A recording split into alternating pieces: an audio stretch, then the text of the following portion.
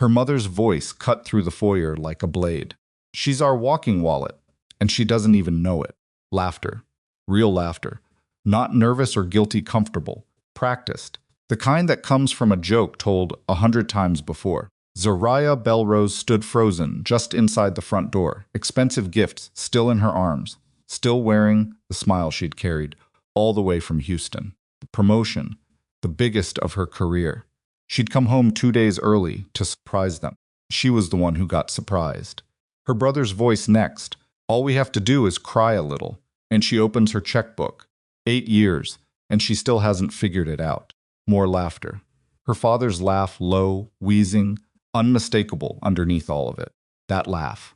That single sound broke something in Zariah that had never been broken before. If you've ever given everything to people who were counting your sacrifice and calling it stupid behind your back, stay with me. Because this story is going to change the way you see love, family, and what you actually owe the people who raised you.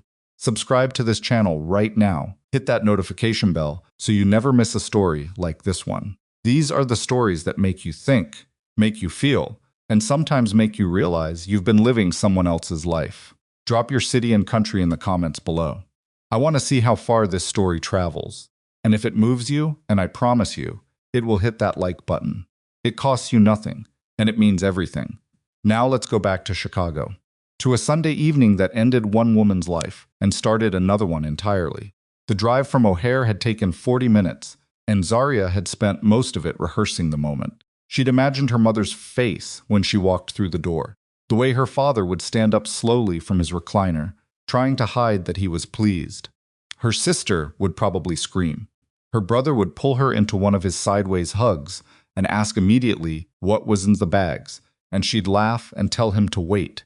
And they'd all crowd around the kitchen table and eat together, and she would tell them, finally, that she'd made it. Senior financial strategist, regional director track.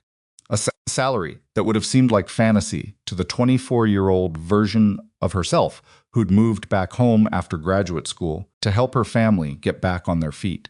8 years later, she was still helping. She'd told herself it was love. For 8 years, she'd been very good at telling herself things. The front door was unlocked, which wasn't unusual. Sunday dinners at the Bellrose house always started early and ran long, and people came and went enough that locking the door felt unwelcoming. Zariah had stepped inside quietly, not sneaking, just careful, wanting the entrance to land right. She'd adjusted the bags in her arms and started moving toward the kitchen where the voices were coming from. And then her mother said it. She's our walking wallet, and she doesn't even know it. Zariah's left foot stopped moving. Her right foot stayed planted. Her body simply quit cooperating with her brain, which was still, somehow, trying to process what her ears had just delivered. She stood in the foyer for 3 full seconds before the laughter reached her. It wasn't one person laughing. It was all of them. Her mother, Delphine, whose medical bills Zariah had paid for 6 consecutive years. Her brother, Marcus, whose tech startup had almost made it 4 separate times. Her sister, Renee, who had spent the last 3 years in an apartment Zariah co-signed for because Renee's credit was just temporarily damaged. And her father, Leon, who had retired early from a back injury that never quite seemed to prevent him from golfing. All 4 of them laughing. Her brother's voice carried the clearest. Marcus had always projected when he thought he was being clever. Honestly, the formula is simple. You manufacture the crisis. You let her stew on it for a day, then you hit her when she's already feeling guilty about something else. She can't say no when she feels guilty. We've known that since she was 17. Zariah's fingers tightened around the gift bags. She'd literally give us her last dollar, Renee said, and Zariah could hear the smirk in her sister's voice. That particular curl of contempt Renee had always been careful to hide in Zariah's presence. And she'd apologize for not having more. Don't be mean, her mother said, and for one single, shameful second Zariah's heart lifted, and then Delphine kept talking. She's sensitive. You know that. It's why it works. Leon laughed again, that low, wheezing laugh. Zariah turned around. She walked back out the front door. She closed it so softly behind her that the latch barely clicked. She sat in her rental car in the driveway for 11 minutes. She knew it was 11 minutes because she watched the clock on the dashboard, not because she was measuring time, but because her eyes needed something to focus on that wasn't the inside of her own chest, which had begun to feel like it was filling with concrete. 8 years. She'd given them 8 years. She started the car. She drove to the nearest hotel she could find on her phone, a downtown property that cost $300 a night, which under normal circumstances would have made her wince. Tonight she handed over her card without looking at the number. She needed a room with a desk. She had work to do. The hotel room smelled like industrial cleaner and artificial lavender, and the desk by the window was barely big enough for her laptop. But Zariah didn't care about any of that. She sat down still in her coat, pulled up her financial records, and started going through 8 years of her own life with the same cold precision she brought to her clients' portfolios. It took her until 2 in the morning to build the first real picture. She'd always tracked her family contributions loosely, the way most people track small habits, aware of them in aggregate, deliberately vague about the specifics. Knowing the exact number had always felt somehow cruel, like measuring love in dollars. She'd been proud of herself for not being that calculating. Sitting alone in a hotel room at 2 in the morning, she finally understood what that generosity had actually cost her. She started with the medical bills, her mother's heart procedure in 2019, $41,000. The follow-up medications, the specialist copays the wheelchair Delphine had used for 4 months before apparently recovering enough to take a cruise, another $8,000. The tests that came back clean every time but were always, somehow, just worrying enough to mention when Zariah had a bonus coming. She moved to the rent. Marcus's first apartment, then his second. The 2 months she'd covered for Renee's place when Renee had lost her job at the marketing firm. Except Renee hadn't told Zariah she'd already found another job by the time the second payment came through. That was $4,000 Zariah didn't know had been unnecessary until right now, reading a text through found section, saved in a folder she'd apparently been keeping without realizing how damning it would eventually be. Her father's gambling debts, 3 separate occasions, totaling $62,000, each framed as an emergency that would ruin the family if not addressed immediately. The business loans, the car payments, the 2 times she'd covered Renee's lawyer fees for disputes Renee swore were almost certainly going to resolve in her favor. The money she'd sent her parents for a home repair that she'd never actually seen happen.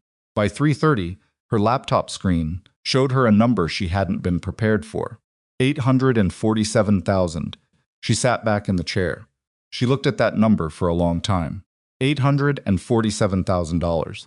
Nearly $1 million.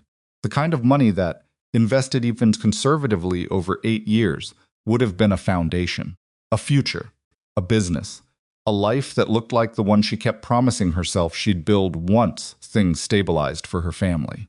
Things had never stabilized. She understood now that they were never supposed to. She thought about what Marcus had said. The formula is simple. A formula implied repetition, calculation. Not a family falling on hard times and leaning on the member who happened to be doing well, but a strategy, refined over years, for extracting money from a woman who could be counted on not to say no. Zariah opened a new document and titled it simply, Receipts. She wasn't angry yet. That surprised her. What she felt was closer to what she imagined. A surgeon felt opening a patient's chest, a focused, almost eerie calm, the kind that only arrives when you've moved past the point where emotion is useful. She worked until sunrise. The morning light came through the curtains, thin and gray, the particular wan light of a Chicago November, and Zariah ordered room service coffee and kept working. She wasn't ready to sleep. Sleep felt like a surrender to the version of herself, who still wasn't sure what she'd heard. That version of herself wanted to find an explanation, wanted to decide that maybe she'd misunderstood the context, maybe there was something she hadn't heard that would make it make sense. She'd built a career on not lying to herself about numbers. She wasn't going to start lying to herself about this. By 8 o'clock, she'd done something she had never done. In 8 years of family contributions, she'd put every transaction in a single document, organized by date, annotated with the reason given at the time, and in the right-hand column, what she now suspected was actually true. The document was 43 pages long. She called her assistant and rescheduled her morning calls. Then she ordered more coffee and opened her banking apps. The first thing she did was change every password. Then she called her bank's fraud prevention line and walked through the process of flagging several accounts for additional verification requirements on any new transactions or changes. She was professional, even pleasant, with the woman on the phone. When she hung up, she sat very still for a moment, both hands flat on the desk, and acknowledged to herself what she was doing. She was cutting them off. The thought should have felt like something more. 8 years of believing she was a good daughter, a good sister. The kind of person who showed up, it should have felt like cutting off a part of herself. It should have hurt, in the immediate physical way she'd always assumed. This would hurt if she ever actually considered it. Instead, it felt like exhaling for the first time in a very long while. She called her lawyer next. Not her family's lawyer, her lawyer, the one she'd retained 2 years ago for contract work, and whom she'd never needed for anything personal. She left a message asking for an urgent appointment. Then she ordered breakfast, ate it methodically, and got in the shower. She had a board presentation on Tuesday, a client review on Wednesday, a lunch meeting Thursday with a real estate investment group that was considering a major strategy shift. Life continued. That was actually the thing that surprised her most about devastation, how aggressively ordinary everything else kept being. She'd expected her family to notice within the week. She hadn't expected it to take 4 days. It was Marcus who made first contact on a Wednesday afternoon when Zariah was between meetings. Text, casual in a way she now recognized as deliberate. Hey, you back in town? Wanted to run something by you. Business thing. Could use your perspective. She stared at the message for a moment. Business thing. That was new framing. Usually he led with the personal angle, the sibling angle, the family comes first angle. This was an appeal to her professional ego. She wondered if he'd workshopped it. She didn't respond. Her mother called Thursday morning at 7:15, which was early enough to suggest either genuine distress or a calculated choice to catch Zariah before she was fully armored for the day. Zariah let it go to voicemail. The message was 22 seconds long and consisted primarily of Delphine, noting that she hadn't heard from Zariah in a few days and hoped everything was all right. Her voice was warm and slightly tremulous. She said sweetheart twice. Zariah listened to it once, saved it to a folder on her phone she'd labeled documentation, and went to make coffee. Renee's contact came Friday, not a call, but a tagged post on social media, a throwback photo of the two of them at a family barbecue maybe 12 years ago, arms around each other, both laughing. Miss this girl.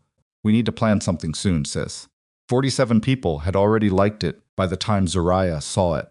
The comments were full of heart emojis and people saying how sweet it was. Zariah untagged herself and blocked the post from her timeline. She didn't unfollow Renee. She needed to be able to see what Renee was doing. That too went in the documentation folder. Leon called Saturday. He didn't leave a voicemail. He never did. Her father believed voicemails were for emergencies, and apparently whatever he'd wanted to discuss hadn't quite reached his personal threshold. Or he'd expected her to see the missed call and call back immediately, because that was what Zariah had always done. She did not call back.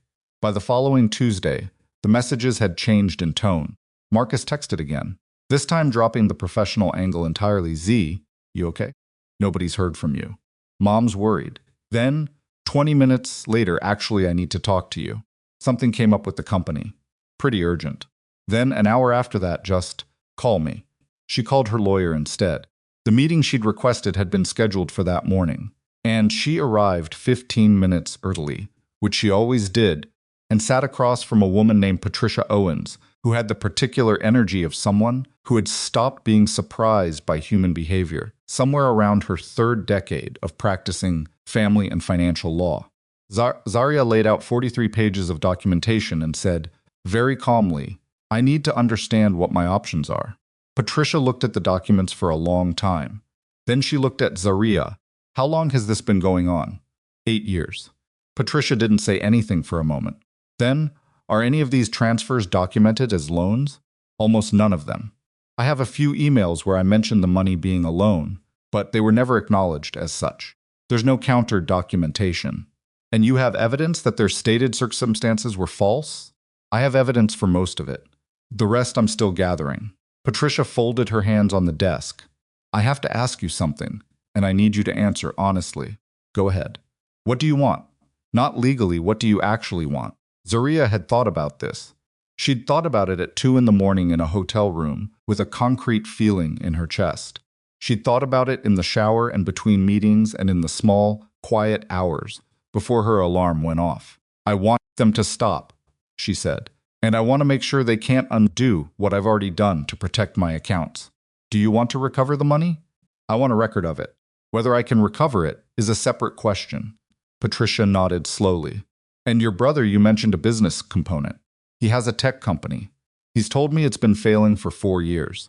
I've contributed to it under the understanding that it was on the verge of collapse. She paused. Last week, I found a business valuation document in a database I have access to through my firm. The company is worth approximately $4 million. The room was quiet for a moment. Patricia said, well, yes, Zariah agreed. I'm going to recommend a forensic accountant. Already scheduled. Patricia looked at her again, that particular look that Zariah was starting to recognize, the look people gave her when they expected emotion and got precision instead. She'd been getting that look a lot this week. It didn't bother her. Precision was the only thing keeping her functional right now, and she wasn't going to apologize for surviving in the only way she knew how. There's one more thing, Zariah said. Something I haven't fully worked through yet. She opened her bag and took out a printed screenshot. She slid it across the desk. Patricia looked at it. Her expression shifted. This is a group chat, she said, between my mother, father, brother, and sister. The private investigator I retained last week was able to access it through a third party who was inadvertently included in the chat at some point. I'm not going to get into the specifics of how, legally, but I need you to look at what's in there. Patricia read. The look on her face didn't change dramatically. She was a woman who had built a career on not showing dramatic reactions, but something tightened around her eyes. They discuss, Zariah said quietly, which lies are most effective, which angles work best for each of them to use on me individually. There are messages about my weight, messages about the fact that I've been single for most of my adult life, and how that makes me easier to. She stopped, cleared her throat. How that makes me more compliant. Zariah, I'm fine. She wasn't sure if that was true, but it was what she had available. I need to know what this means legally, and then I need to know how to end this cleanly. Patricia looked at the document for another moment. Then she looked up. Okay, she said. Here's what we're going to do. The calls kept coming. The family's attempts followed a pattern Zariah now recognized with the detached clarities of someone reading a case study escalation through. Different channels when one went unanswered, rotation of emotional appeals, calibration of urgency. Her mother's calls grew slightly more tremulous. Marcus shifted from professional appeal to guilt to urgency, too. Finally, a message that read, I know you're upset about something. I don't know what we did, but this isn't fair to Mom and Dad. Renee sent flowers to Zariah's office. They arrived on a Thursday morning and caused a minor stir because they were genuinely beautiful. An enormous arrangement, expensively done, with a card that read, I miss my big sister. Can we talk? Several of Zariah's colleagues commented on them. One asked if she had a secret admirer. Zariah smiled and said nothing. The flowers went home with the receptionist at the end of the day. She was in the middle of a client review that Friday when her assistant knocked and said, I'm sorry to interrupt. There's a man asking to speak with you. He says it's about your accounts. Zariah looked up. What man? He said his name is Harwell. He says he represents the Cassian Draven corporate group. Something shifted in the room's atmosphere, though Zariah couldn't have said why exactly. She'd worked with portions of the Draven corporate portfolio for almost a year. Legitimate real estate, shipping, hospitality, big accounts, clean books, always, which she'd registered as professional competence without examining too closely the particular kind of discipline that produced it. She'd met representatives before. She'd never been asked to meet with anyone directly connected to Draven himself. Send him in, she said. The man named Harwell was in his 40s, compact and precise, with the energy of someone who was always the second most important person in any room, and had made his peace with that. He sat down across from Zariah and placed a folder on the desk. Ms. Bellrose, he said. Mr. Draven wanted to convey his appreciation for the work your team has done on the portfolio restructuring. I'm glad to hear it, Zariah said. Tell him we're on track for the Q1 projections. He knows. Harwell paused. He also wanted you to be aware of something, personally. He opened the folder. Over the past several months, Mr. Draven's security team has been tracking an anomaly. Someone has been monitoring the Draven corporate accounts through a secondary access point, specifically through your firm's client portal. Zariah looked at the folder. That would be a significant security breach. It would. We've been tracing it. He looked at her directly. The secondary access point traces back to a registered IP address that belongs to someone named Marcus Bellrose. The concrete feeling came back. She looked at the documents in front of her. Printouts of access logs, timestamps, screen capture evidence. Mr. Draven, Harwell said carefully, is aware that Marcus Bellrose is your brother. He wanted you to have this information before anyone else made a decision about what to do with it. He considers that to be a brief pause, choosing the word, respectful. Zariah closed the folder. She thought about Marcus sitting in her parents' kitchen, laughing about the formula. She thought about the $4 million company he'd told her was failing. She thought about the text messages she still hadn't fully been able to read all the way through, the ones where her family had cataloged her loneliness and her body, and her fear of abandonment like they were tools in a kit. She thought about the fact that her brother, apparently, had decided that if he couldn't get money from Zariah directly anymore, he would find another way to cash in this time. With the private information of the most powerful and dangerous client her firm had ever worked with. She looked up at Harwell. "Tell Mr. Draven," she said, "that I'd like to meet." Harwell left the folder on her desk. He didn't ask for it back, which told Zariah something about how seriously Cassian Draven took this particular situation. Men like Draven didn't leave evidence behind unless they intended for it to be used. The folder was a message wrapped inside a courtesy. She sat with it for 20 minutes after Harwell walked out. The client review she'd been in the middle of completely forgotten, her assistant fielding 2 calls she didn't take. The access logs were detailed timestamps, session durations, specific files viewed. Marcus hadn't just browsed, he'd been systematic. 14 separate sessions over 6 weeks, always between 11 at night and 2 in the morning, always through a VPN that he'd apparently believed was untraceable. Her brother was not a stupid man. That was the part that kept snagging at her. Marcus was genuinely intelligent. She'd always known that, had always been a little proud of it. The way older siblings sometimes claim credit for qualities they had nothing to do with. He'd built something real with his tech company, or at least he'd built the architecture of something real, and then apparently decided that maintaining the fiction of failure was more profitable than acknowledging success. It took a particular kind of intelligence to calculate that your own sister's loyalty was worth more than your company's revenue. She picked up her phone and called Patricia Owens. "Something's changed," she said when Patricia answered. "Tell me." "My brother has been accessing client files through my firm's portal. High-profile client. The client's security team flagged it and brought it to me directly." She paused. "I'm meeting with the client Monday morning." A brief silence. "Zariah, which client?" she told her. Patricia was quiet for longer this time. "Okay," she said finally, and there was a weight to that single word that hadn't been there before. "I need you to listen to me carefully. Whatever happens in that meeting, Monday you are there as a professional protecting your firm's interests and your own. Nothing else. You are not negotiating on your family's behalf. You are not mitigating your brother's exposure. You are simply a financial professional whose security was compromised." "I know what I am," Zariah said. "I know you do. I'm telling you anyway, because the person across the table from you Monday has resources that make your brother's situation considerably more complicated than a civil matter. I understand that, do you?"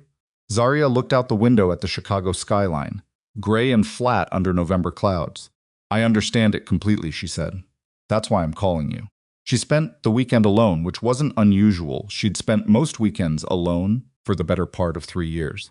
The natural consequence of a life structured almost entirely around work and family obligation, neither of which left much room for the kind of slow, low-stakes socializing that built actual friendships. She told herself she preferred it. She told herself a lot of things.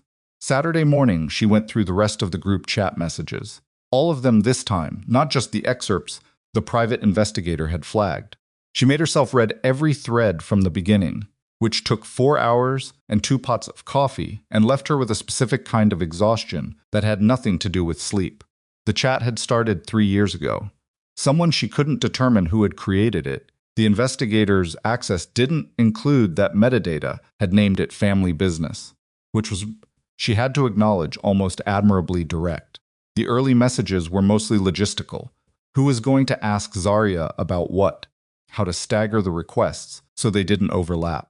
Her mother preferred medical angles. Zariah had a hard time saying no to anything framed as a health crisis because of a scare with Delphine's heart in 2017 that had turned out to be far less serious than presented, but had frightened Zariah badly enough to establish a permanent vulnerability. Marcus used business emergencies, always framed as temporary, always accompanied by projections that made it seem like Zariah's contribution would be the thing that finally turned the corner. Renee favored the emotional angle: sisterhood, shared history, the particular leverage of someone who knew which childhood memories still had edges.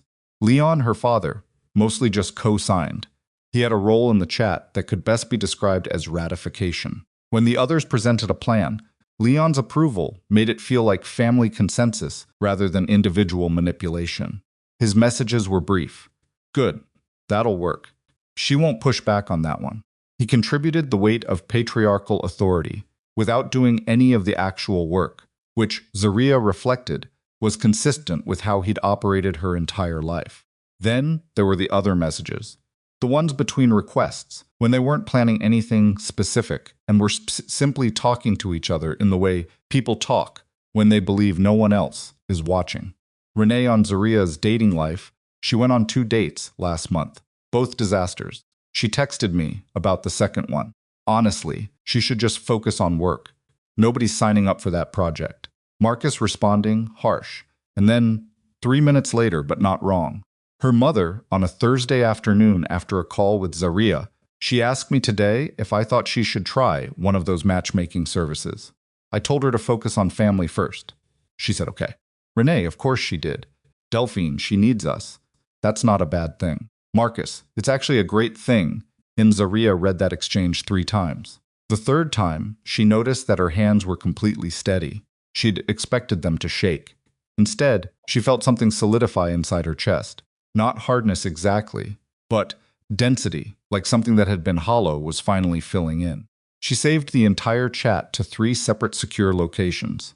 Then she called the forensic accountant her lawyer had recommended and left a message asking to expedite the timeline. Then she changed the beneficiaries on her life insurance policy. Then she updated her will. She wasn't being dramatic. She was being thorough. There was a difference, and she'd spent her entire career understanding it. The Monday morning meeting was in a building Zariah had been to twice before, a glass and steel structure in the West Loop that housed the legitimate corporate offices of the Draven Group. She'd met with department heads here, sat through presentations, reviewed quarterly numbers in a conference room on the 14th floor with good coffee and aggressive air conditioning. She'd never been taken to the 19th floor before. The elevator required a keycard. She didn't have. Harwell was waiting for her in the lobby and rode up with her, which she suspected was not standard practice for financial consultations. The 19th floor had a different texture than the floors below. Less visible staff, quieter. The particular controlled stillness of a place where everything that happened was meant to happen. Cassian Draven was standing at the window when she came in. She'd seen photographs, his name, appeared in enough business publications that images of him existed, usually conference shots, always slightly removed from the center of the frame, which she now suspected was deliberate. Photographs hadn't conveyed the way he occupied space. He was tall, broad-shouldered, with the kind of stillness that didn't read as calm so much as contained. Dark hair, a few years of gray at the temples, a suit that cost more than most people's monthly rent, worn with the complete indifference of a man who had forgotten what it was like to think about clothing. He turned when she came in, and she got her first look at his face. Strong features, nothing soft about them, and eyes that were doing something she recognized, the same thing she did when she walked into a client meeting. He was assessing her. Not her appearance specifically, but everything.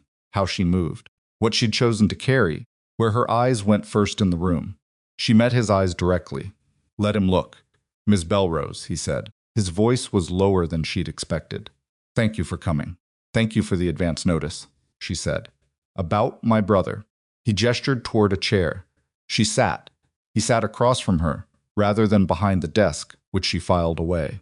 Deliberate choice. Removing the power position dynamic. You've had a few days to review the documentation, he said. I have. And your assessment? My brother accessed client files he had no authorization to view. The access was systematic, not accidental. Based on the files selected, she'd studied the access logs carefully over the weekend. He was specifically targeting acquisition-related documentation, information that, in the wrong hands, would have real market value. Cassian was watching her. Not in the way men usually watched her, with the slightly uncertain energy of someone deciding whether to take her seriously or not.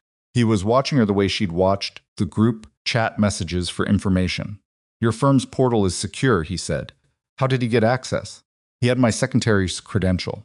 I used to share it with him when I needed him to send documents on my behalf, back when I was traveling constantly. I revoked it as soon as I saw your logs, but he'd had it for approximately 18 months. Did you know he was using it? Not for this, no. She paused. I've since audited what he accessed during that period. The corporate espionage material is the worst of it, but it's not the only problem.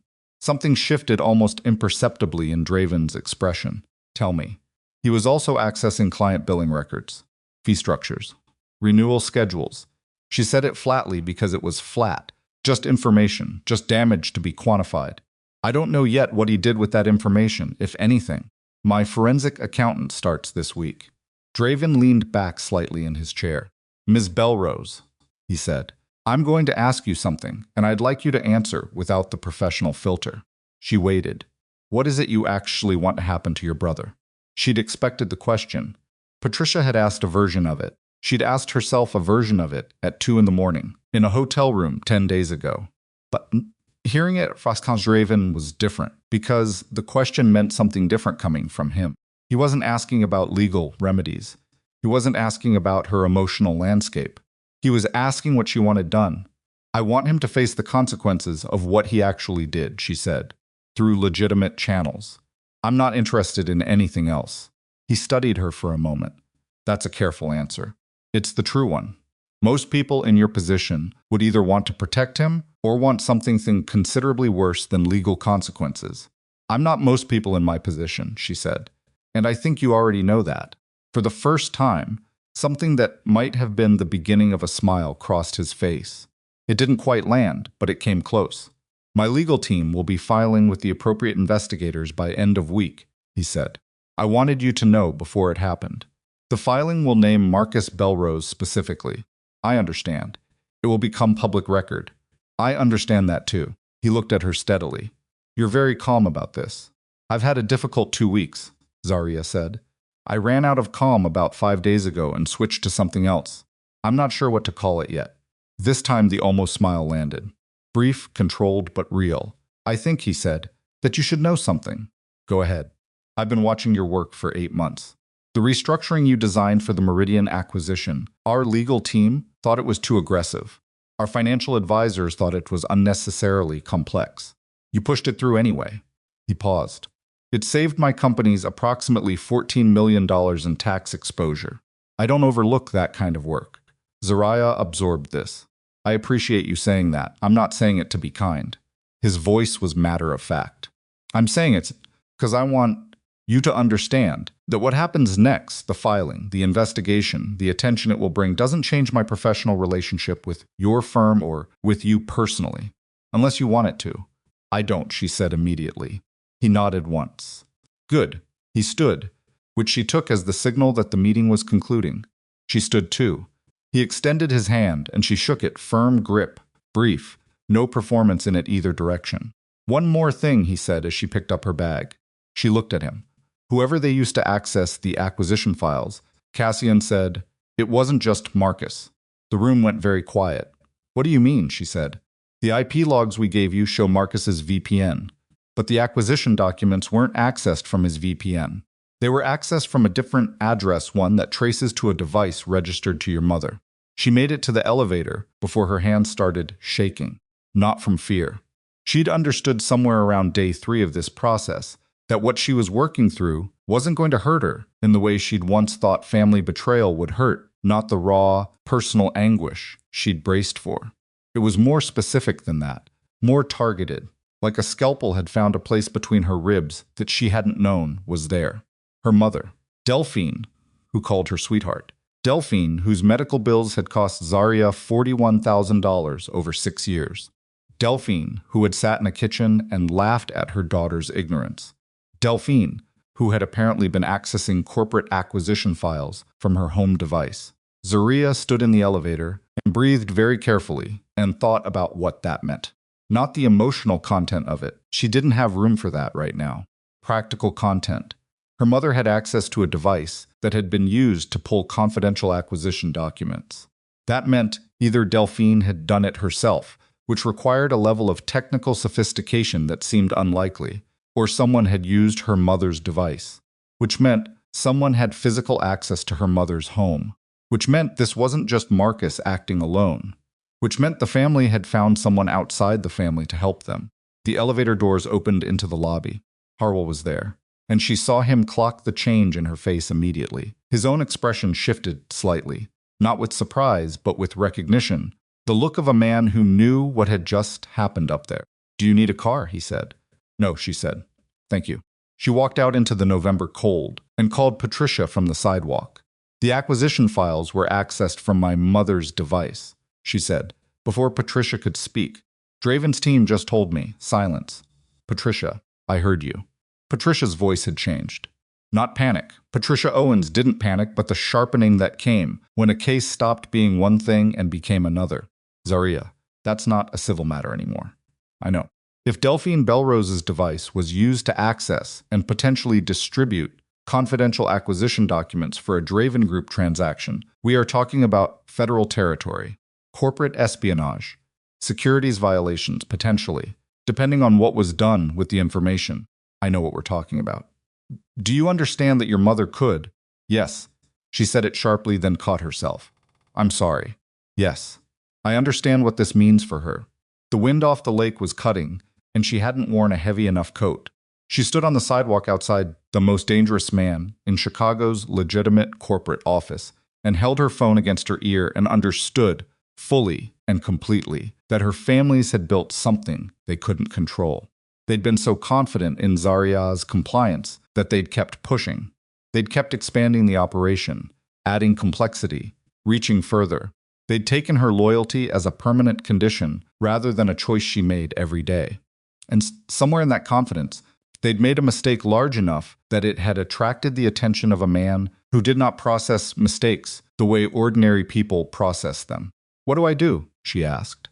And the question surprised her because it didn't sound like her. It sounded younger, rawer, like a woman who hadn't fully decided yet whether she was done protecting people who'd never protected her. "Right now," Patricia said, "nothing.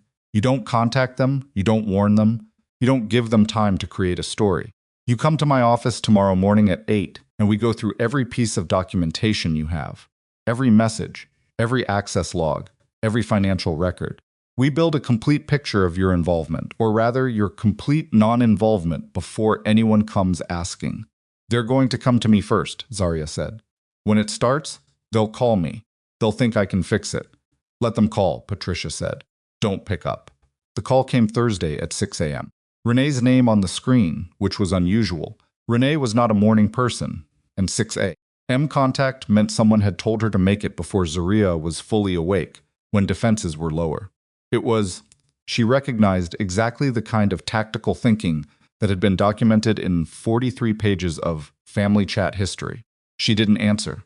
Renee called again at 6 hour, and again at 6:11. Then a text, "Zariah, please, I need to talk to you.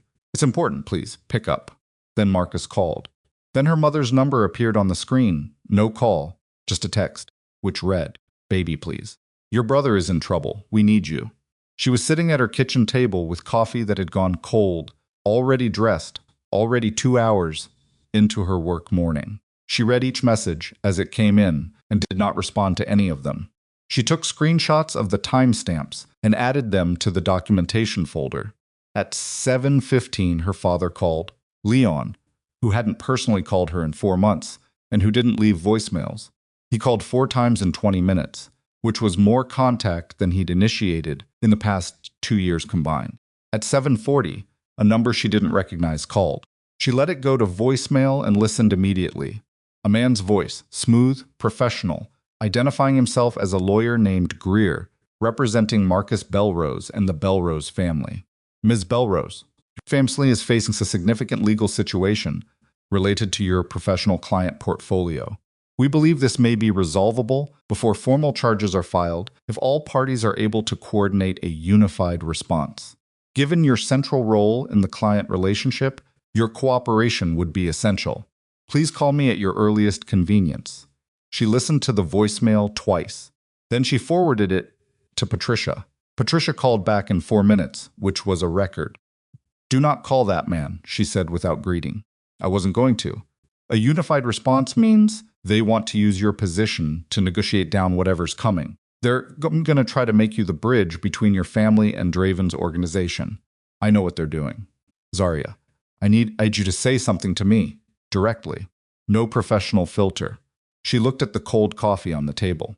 She looked at her phone, at the list of missed calls from her family, at the voicemail notification from a lawyer she'd never spoken to who'd been retained to clean up a mess that her brother and possibly her mother had made. "I'm not going to protect them," she said. "You're sure?" "I've been sure since the hotel room." She paused. I needed a moment to know the difference between sure and numb. I think I understand it now." Patricia was quiet for a second. "Come in at 8, she said. "We have a lot of work to do." She saw Marcus for the first time that Friday. She hadn't planned to.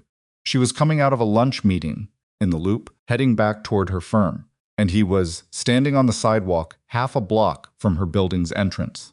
He'd positioned himself where she'd have to walk past him or cross the street, which told her he'd been wanting for her, had probably been outside long enough to know her typical midday schedule.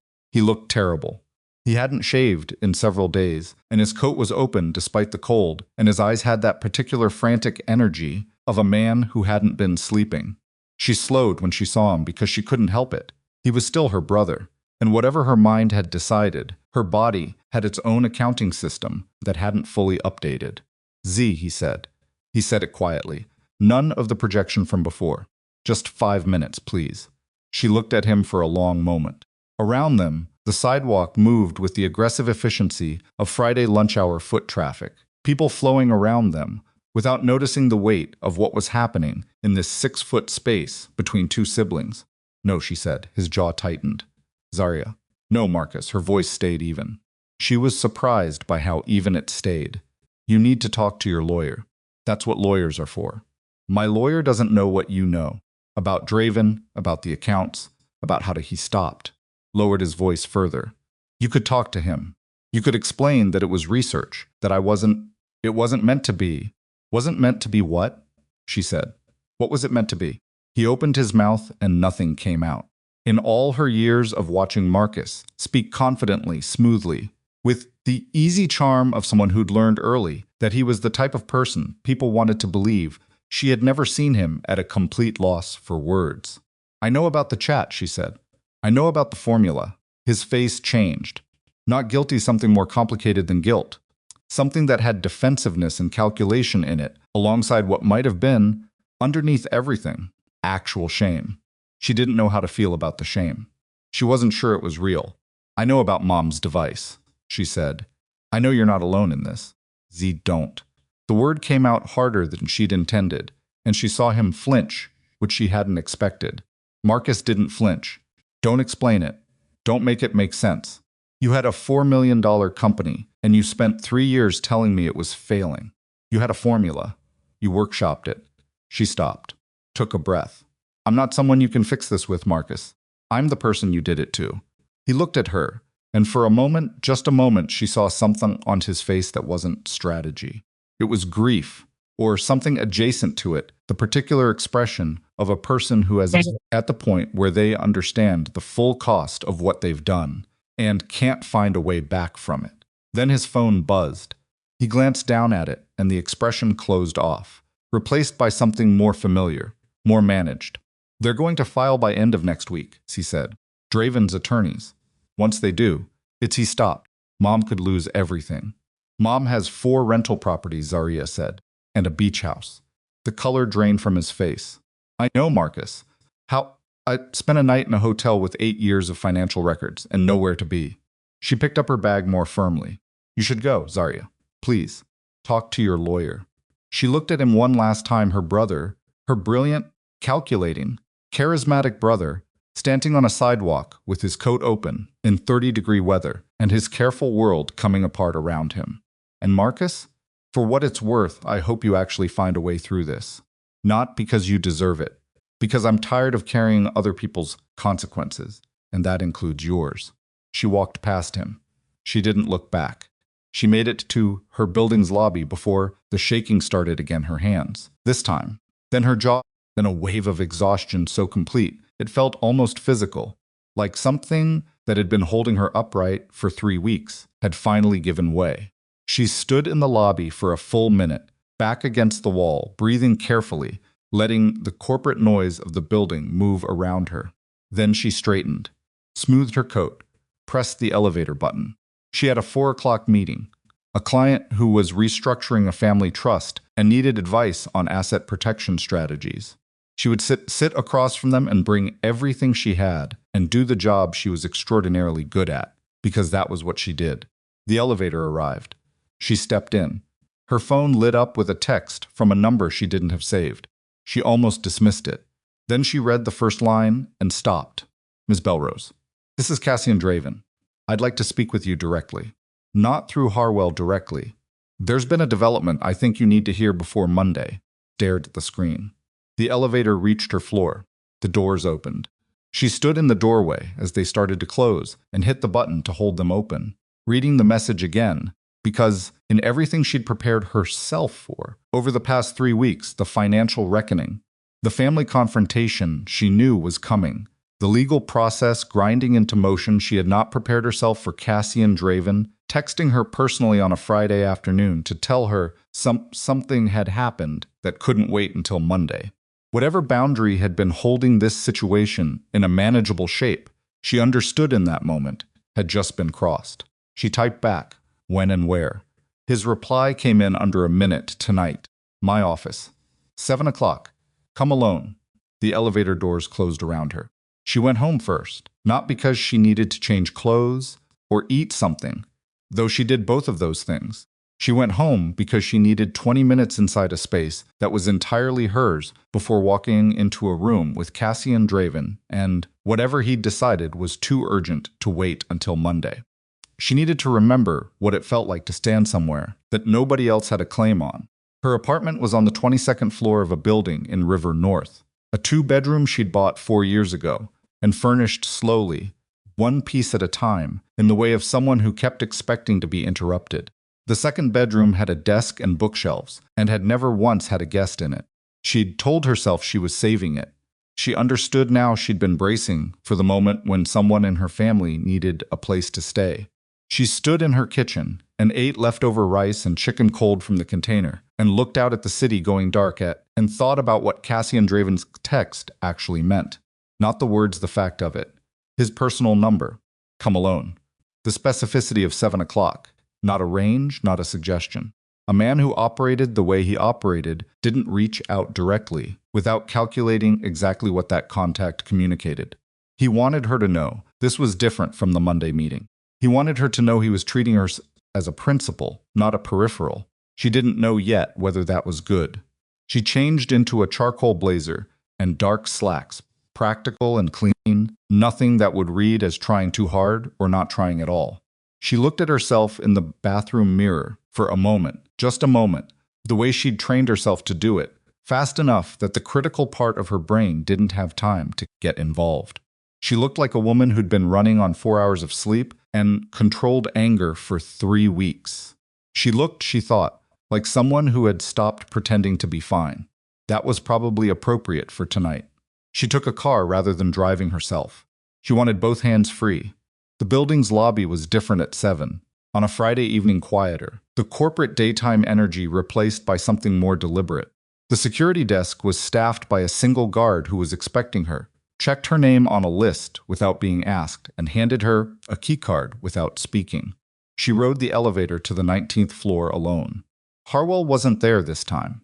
Cassian was standing at the same window where she'd first seen him Monday morning, which she doubted was coincidental. He was a man who understood the psychology of space and chose his positions within it carefully.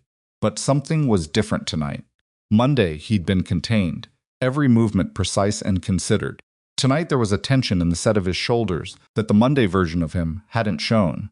Whatever had happened, it had gotten to him. That alone told her it was serious. "Ms. Bellrose," he said, turning Mr. Draven.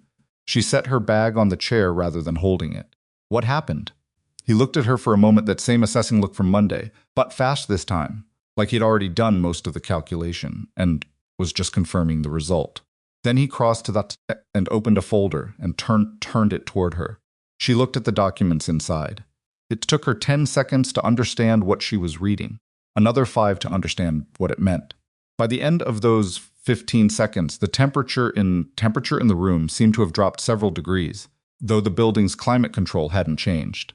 The documents were emails, printed, time-stamped, with header information intact. They were between Marcus Bellrose and a man named Rowan Shefford, who was identified in the email chain's context as a senior acquisitions director at a company called Vantage Capital Partners. Vantage Capital Partners was, Zariah knew, one of the primary competing bidders on the Meridian acquisition that the Draven Group had spent 14 months pursuing. The acquisition she had personally restructured the financial strategy for. The restructuring that had saved Draven's companies approximately $14 million in tax exposure. The emails went back 9 weeks. Marcus had been feeding Vantage Capital information about the Draven Group's Meridian strategy for 9 weeks. Bid parameters, timeline, the specific tax architecture Zariah had designed, contingency thresholds, the exact number below which Draven's team would not go. Every piece of strategic intelligence that would allow a competing bidder to come in just high enough to win a deal that had taken 14 months and $14 million in restructuring to build. The most recent email in the chain was dated 2 days ago. Marcus had confirmed a final data transfer. The information Vantage Capital now held was complete. Zariah straightened up slowly from the desk. She was aware of her own breathing in a way she didn't usually notice, deliberate, measured, because if she let it go unmonitored, it might do something embarrassing. "The Meridian closing is in 19 days, she said. "Yes. If Vantage Capital has the full bid architecture, they can walk in with a number that beats ours by exactly enough to win without overpaying," Cassian said. 19 days isn't enough time to restructure the entire approach. She looked at the emails again. "How did you get these?" "Vantage Capital has a security problem of their own, an internal one. Someone on their side didn't like what they were doing and made a choice." He paused. "I received this 3 hours ago." 3 hours ago. He'd texted her within the hour. "The financial architecture is mine," she said, not defensively, just stating the fact plainly, the way she would state any relevant fact. "I designed it. I understand every component of it. If anyone is going to find a way to adjust the project approach in 19 days. That's why you're here," he said. She looked at him. "Not because of your brother," he said. "I have attorneys for your brother. You're here because you're the only person who understands this structure well enough to do what needs to be done. And because." He stopped. That contained quality she'd noticed. Monday tightened further, like something he was deciding whether to say. "Because I wanted to tell you about your brother's involvement myself. Before you saw it in a filing." The room was quiet. Outside the windows, Chicago was doing what Chicago did on a winter Friday evening, all lit up indifference. The city's complete disinterest in any individual drama happening 20 stories above its streets. "He knew what he was selling," she said. It wasn't a question. "Yes, he knew it was my work." Cassian didn't answer immediately. The pause itself was an answer. "Tell me the rest," she said. He reached into the folder and produced a single printed page. He held it out to her rather than placing it on the desk, which meant she had to reach for it, had to make the active choice to take it. She registered the gesture. Even now, even here, he was giving her agency over what she received. She took it. It was a phone record. A call log between Marcus Bellrose and a number she recognized as Renee's. 6 days ago. 17 minutes. Attached to it was a transcript. She didn't ask how he had a transcript of her sister's phone call. She read it. Renee had known. Not the technical details. Renee wouldn't have understood the financial specifics, but she'd known Marcus was in contact with a competing firm, and she'd known the information came from Zariah's work, and she'd known, specifically, that Marcus had told the people at Vantage Capital that the source was inside the Draven financial operation, which meant that whoever at Vantage Capital eventually talked to investigators, to journalists, to anyone the trail led not to Marcus's VPN sessions and late-night data polls, but to the name of the financial strategist who had built the architecture in the first place, to Zariah. Marcus hadn't just sold the information. He'd sold it in a way that positioned his sister as the potential source. She set the page down on the desk very carefully. She set it down as if it were fragile, which was the only way she could keep her hands from doing something other than setting it down carefully. He framed me, she said. Cassian said nothing. He didn't need to. If this goes badly, if Vantage Capital uses this information, and it becomes traceable and someone asks questions, the first name that surfaces is mine. She heard her own voice doing something unfamiliar, a flatness that wasn't calm, but was the thing that lived directly underneath the point where calm broke. I built the strategy. My name is on every document. My credentials access the relevant files. My professional signature is on the restructuring. Yes. And Marcus has 9 weeks of emails that he can produce if it comes to that. That could be read as me feeding information to a competitor. He doesn't have emails. He has the information itself, delivered without documentation of its source. But Vantage Capital's internal communication, Cassian picked up a page she hadn't looked at yet. References the architect, which is language specific enough that an investigator would look for the person who designed the structure. She pulled the page from him and read it herself. The language was there exactly as he'd said. The architect has confirmed the threshold parameters. Not Marcus's name. Not a reference to corporate espionage or unauthorized access. Just the architect, clinical and neat, and pointed directly at the person who had in fact architected the thing. She'd been set up. Not as an afterthought. Not as a hedge, a just in case, a mistake. This had been constructed. The language in Vantage Capital's internal communications was too specific, too clean. Someone had told them what language to use. Someone had understood that Zariah's professional identity, her reputation, her very competence, the thing that made her valuable, the thing her family had apparently also understood, made her easy to exploit, could be turned into a liability with the right framing. Marcus hadn't just stolen her work and sold it. He'd built a version of events in which she was the thief. How long have you known about the framing, she said. Since this afternoon. The whole afternoon. She looked at him. You waited until 7 o'clock. I needed to verify it completely before I brought it to you. I wasn't going to bring you a partial picture of something this serious. She accepted that. It was, she recognized, the considerate choice thorough rather than reactive. She filed that away in the part of her brain that kept noting things about Cassian Draven that she hadn't expected. What are my options? She said. It wasn't a question the way she usually asked questions carefully, professionally, structured for a productive answer. It came out blunt and a little raw, the way it had come out when she'd asked Patricia, what do I do on a cold sidewalk 2 weeks ago? Cassian was quiet for a moment. Then he sat down, not behind the desk, in the chair across from where she was standing. The same arrangement as Monday morning. He leaned forward slightly, elbows on knees, a posture that was less executive and more direct than anything she'd seen from him before. You go on offense, he said. Tonight, not tomorrow. Patricia, your lawyer will tell you to be cautious. She's right to. But cautious operates on a timeline that your brother has already compressed. His voice was level, not urgent, which somehow made it more urgent. If Vantage Capital moves on the Meridian bid in the next 2 weeks, using your architecture, and any part of this surfaces before you have a complete documented defense of your own position, the first 48 hours of that narrative will define the rest. She knew he was right. She'd built enough financial defense cases for clients to know exactly how quickly a credible-looking accusation could hollow out a person's professional standing, even one as carefully constructed as hers. What does offense look like? She said. It looks like you spending the next 4 days building an alternative bid architecture, not adjusting the existing one, a new approach. Documented from tonight, time-stamped, with a clear record that shows you moving away from the compromise strategy the moment you became aware of the breach. He paused. It also looks like you giving my legal team a full voluntary account of every interaction between you and Marcus that touched these accounts, with documentation, before anyone subpoenas it. That exposes my family completely. Your family exposed themselves. His voice wasn't hard when he said it, which somehow landed heavier than hardness would have. You documenting the truth of your own involvement is not betrayal. It's survival. She stood very still. She looked at the folder on the desk, at the printed emails, at her brother's careful construction of a version of events that ended with Zariah holding the weight of everything he'd done. She'd spent 8 years carrying her family's weight. Apparently she was supposed to carry this too. I need to call Patricia, she said. Of course. She moved toward the window, needing space, needing to not be in direct line of sight with the documents, while she thought and pulled out her phone. Patricia answered on the second ring, which meant she'd been waiting. I'm at the Draven offices, Zariah said.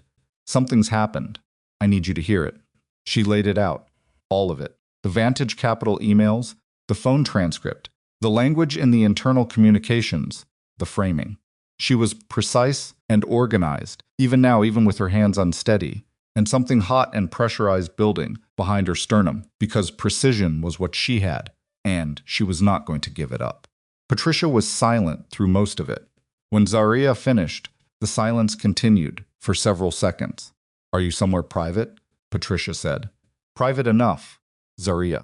Patricia's voice had a quality in it that Zariah had not heard before, not warmth exactly. Patricia Owens was not a warm woman, but something adjacent to it, something that acknowledged that the professional context had limits. What your brother has done is criminal. What he's constructed the framing, that's not just corporate espionage anymore. That's potentially obstruction of a future investigation. That's witness shaping. She stopped. That's serious. I know. We need to get ahead of it. Tonight, if possible. A pause. Is Draven's counsel available? I can find out. Get them on the phone.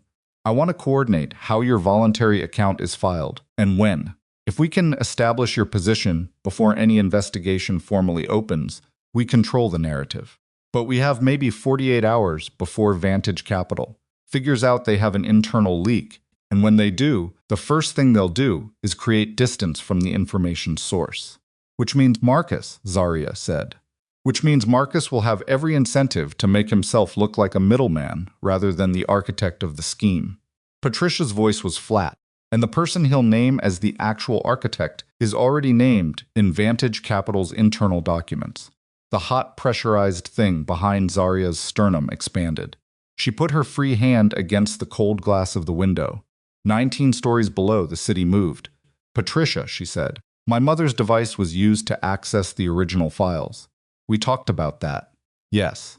If Marcus is trying to frame me, if he's been planning this long enough to coach Vantage Capital on how to document it, then my mother's device isn't incidental. He used it because if investigators trace the access, it creates an additional layer. My family's home, a device that could be linked to me through shared networks, through the fact that I have a key to that house, through she stopped. He built multiple angles. Patricia was quiet again. Then, come to my office tonight. Bring everything you have. I'll be there in an hour. She hung up, turned around. Cassian was watching her with that same steady quality, not impatient, not calculating anything, visibly just present in the room in a way that was neither crowding nor distant. My lawyer wants to coordinate with your counsel tonight, she said. He nodded. I'll have them available by 9, Mr. Draven. She picked up her bag. My brother used my work to betray your company and then built a story in which I'm the one who did it. You had every reason, financial reason, practical reason, to let that story take root and deal with me as the problem. He looked at her. Why didn't you? The question sat in the room. He didn't answer, immediately didn't reach for an answer like a man grabbing a convenient prop. He thought about it, which she noticed, which she appreciated in a way she couldn't have explained. Because I've watched you work for 8 months, he said. And I know what your mind looks like when it's building something versus what it looks like when it's tearing something down. A pause. You've been building. Everything about the Meridian restructuring is the work of someone who gives a damn whether it holds. She looked at him for a moment longer. That's a practical answer, she said. I'm a practical man. She almost said something else. Stopped herself. This was not the moment for anything other than the task in front of her. And the task in front of her was enormous and time-sensitive, and required every functional part of her brain running at full capacity. I'll be in touch through my counsel, she said. Zariah. He said her first name, not Ms. Bellrose, her first name, and it was so unexpected that she actually paused with her hand near the door. Be careful on your way to your lawyer's office. She looked back at him. You think there's a physical risk? I think your brother has been planning this longer than either of us realized, he said. And I think a man who plans that carefully thinks about contingencies. She absorbed that, filed it. Okay, she said. She took the elevator down alone and walked out into the Friday night cold with her pulse running a few beats faster than she would have liked, telling herself it was the situation and not the way Cassian Draven had said her name. And she was almost convinced. Patricia's office was on Michigan Avenue, 23rd floor, and it was lit up at 9:30 on a Friday, like it was a Tuesday afternoon, which was one of the reasons Zariah had retained Patricia Owens. In the first place, the woman didn't seem to operate within conventional time constraints when something required her full attention. Draven's lead counsel, a precise man named Arthur Selig, joined by phone. He had the voice of someone who had been in difficult rooms for 30 years and had long since stopped registering difficulty as a relevant category. The four of them, Zariah, Patricia, Selig by phone, and a junior associate, Patricia, had called in to take notes, spent 2.5 hours building the timeline. Every interaction Zariah had had with the Draven accounts, every document she'd produced, every meeting, every email, every decision point in the Meridian restructuring, her access logs, her internal communications, her professional correspondence, complete and chronological account of Zariah Bellrose's involvement in the work that her brothers had stolen and sold. It was, she thought, somewhere around 11 o'clock, the most thorough accounting of her own integrity she had ever been required to produce. And it was thorough because it had to be, because the alternative was a story that someone else had already started writing, in which her name appeared in careful corporate language as the architect of something she hadn't done. Around midnight, Patricia leaned back in her chair and said, "This is solid."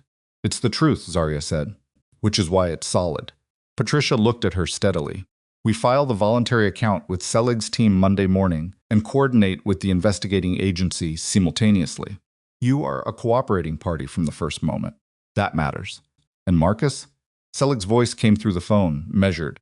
"Mr. Bellrose's position becomes significantly more complicated once your account is on record. The framing he's constructed requires a version of events in which you had access, motive, and opportunity. Your voluntary documentation eliminates the plausibility of that version." "It doesn't eliminate it completely," Zariah said. "No," Selig agreed. "But it damages it enough that any competent investigator will look elsewhere." She nodded. She was past exhaustion, operating in the particular clear-headed that lived on the other side of it, where everything was flat and very detailed at the same time. "I need to tell you something else," she said. "Something I haven't fully processed yet." Both lawyers looked at her. "My brother has been watching my professional trajectory for years. The group chat documents it. He knew my promotion schedule. He knew my client list. He knew which accounts I was working on." She paused.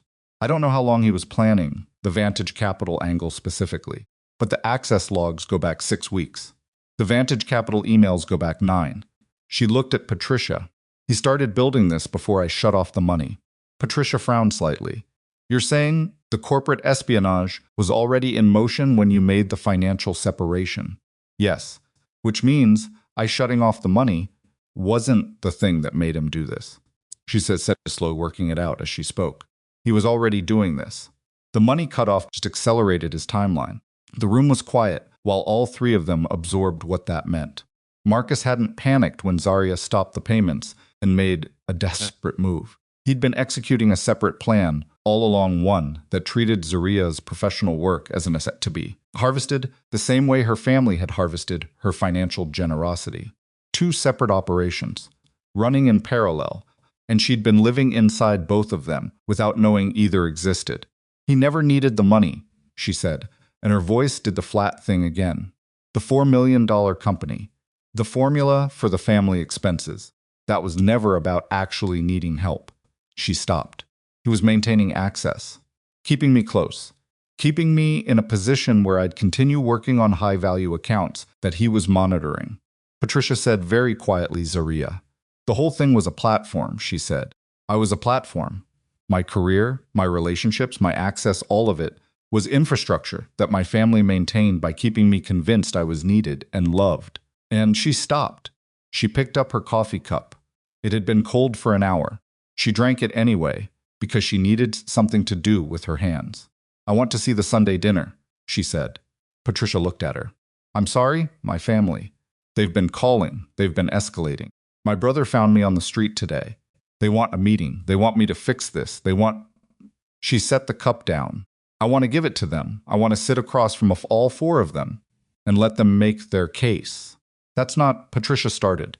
I know what it is, Zariah said. I know it's not safe strategically. I know they'll try to manipulate me, and I know there's a risk that anything said in that room could be complicated later, and I know you are going to tell me to wait until the legal process is further along. She looked at Patricia directly. I'm telling you what I need. I need to look at them. All four of them. I need to let them think they have a chance, and then I need to put everything I found on the table and watch them understand that it's over. Patricia was quiet for a long moment. It's a risk, she said. Yes, you could be walking into something worse than you're expecting. I've been walking into something worse than I was expecting for 8 years, Zariah said. At least this time I'll know what I'm walking into, so. Patricia looked at her for a long moment. Then she looked at the associate taking notes and said, We're going to need to talk about controlled disclosure protocols. And Zariah, for the first time in 3 weeks, felt something that wasn't quite anger, and wasn't quite grief, and wasn't quite the cold precision she'd been running on since the hotel room. It was something older than any of those. Something that had been there all along, underneath the generosity and the compliance and the 8 years of being a platform for other people's comfort. It felt, she thought, like the moment before something finally breaks the right way. The Sunday dinner invitation came from her mother. That was deliberate. Zariah had expected Marcus to make the ask. He was the one with the most immediate legal pressure, the most urgent need to get her in a room before things moved further. But Delphine called on Saturday morning at 9, and her voice was the voice Zariah had known her entire life, warm and slightly tremulous, and perfectly calibrated to land somewhere between a request and a moral obligation. Sunday dinner, Delphine said. The whole family. We need to talk, sweetheart, as a family. Whatever's happened, we can work through it together. Zariah was standing at her kitchen window with her first cup of coffee, watching the city under a flat gray sky. She'd slept 4 hours. She'd spent the hours before sleep reviewing the alternative Meridian architecture she'd started building. Friday night, after leaving Patricia's office, not finished, not close to finished, but alive on her screen in a way that felt like reclaiming something. What time, she said. A pause on Delphine's end. She'd expected resistance, or at least more effort required. 6 o'clock, she said, recovering. I'll make your father's. I'll be there at 6, Zariah said, and hung up. She called Patricia immediately. It's Sunday at 6, I heard. Patricia had been expecting the call. My associate will be parked outside. You take nothing in that you aren't prepared to have them see. You record everything your phone, inner breast pocket, running the entire time. You don't sign anything? You don't agree to anything? You don't make any commitments. I know, and Zariah. Patricia's voice went flat. If it goes sideways, if you feel physically unsafe for any reason, you walk out. You don't explain, you don't argue. You just leave. It won't go that way. You don't know that. She didn't argue, because Patricia was right. She didn't know that. She knew her family in the way you know people you've spent your whole life reading, which was intimately and incompletely at the same time, and she knew there were versions of this conversation she hadn't fully prepared for. She spent Saturday rebuilding the Meridian architecture, 12 hours at her desk, breaking only to eat, and once to walk around the block in the cold because her back had started seizing from the stillness.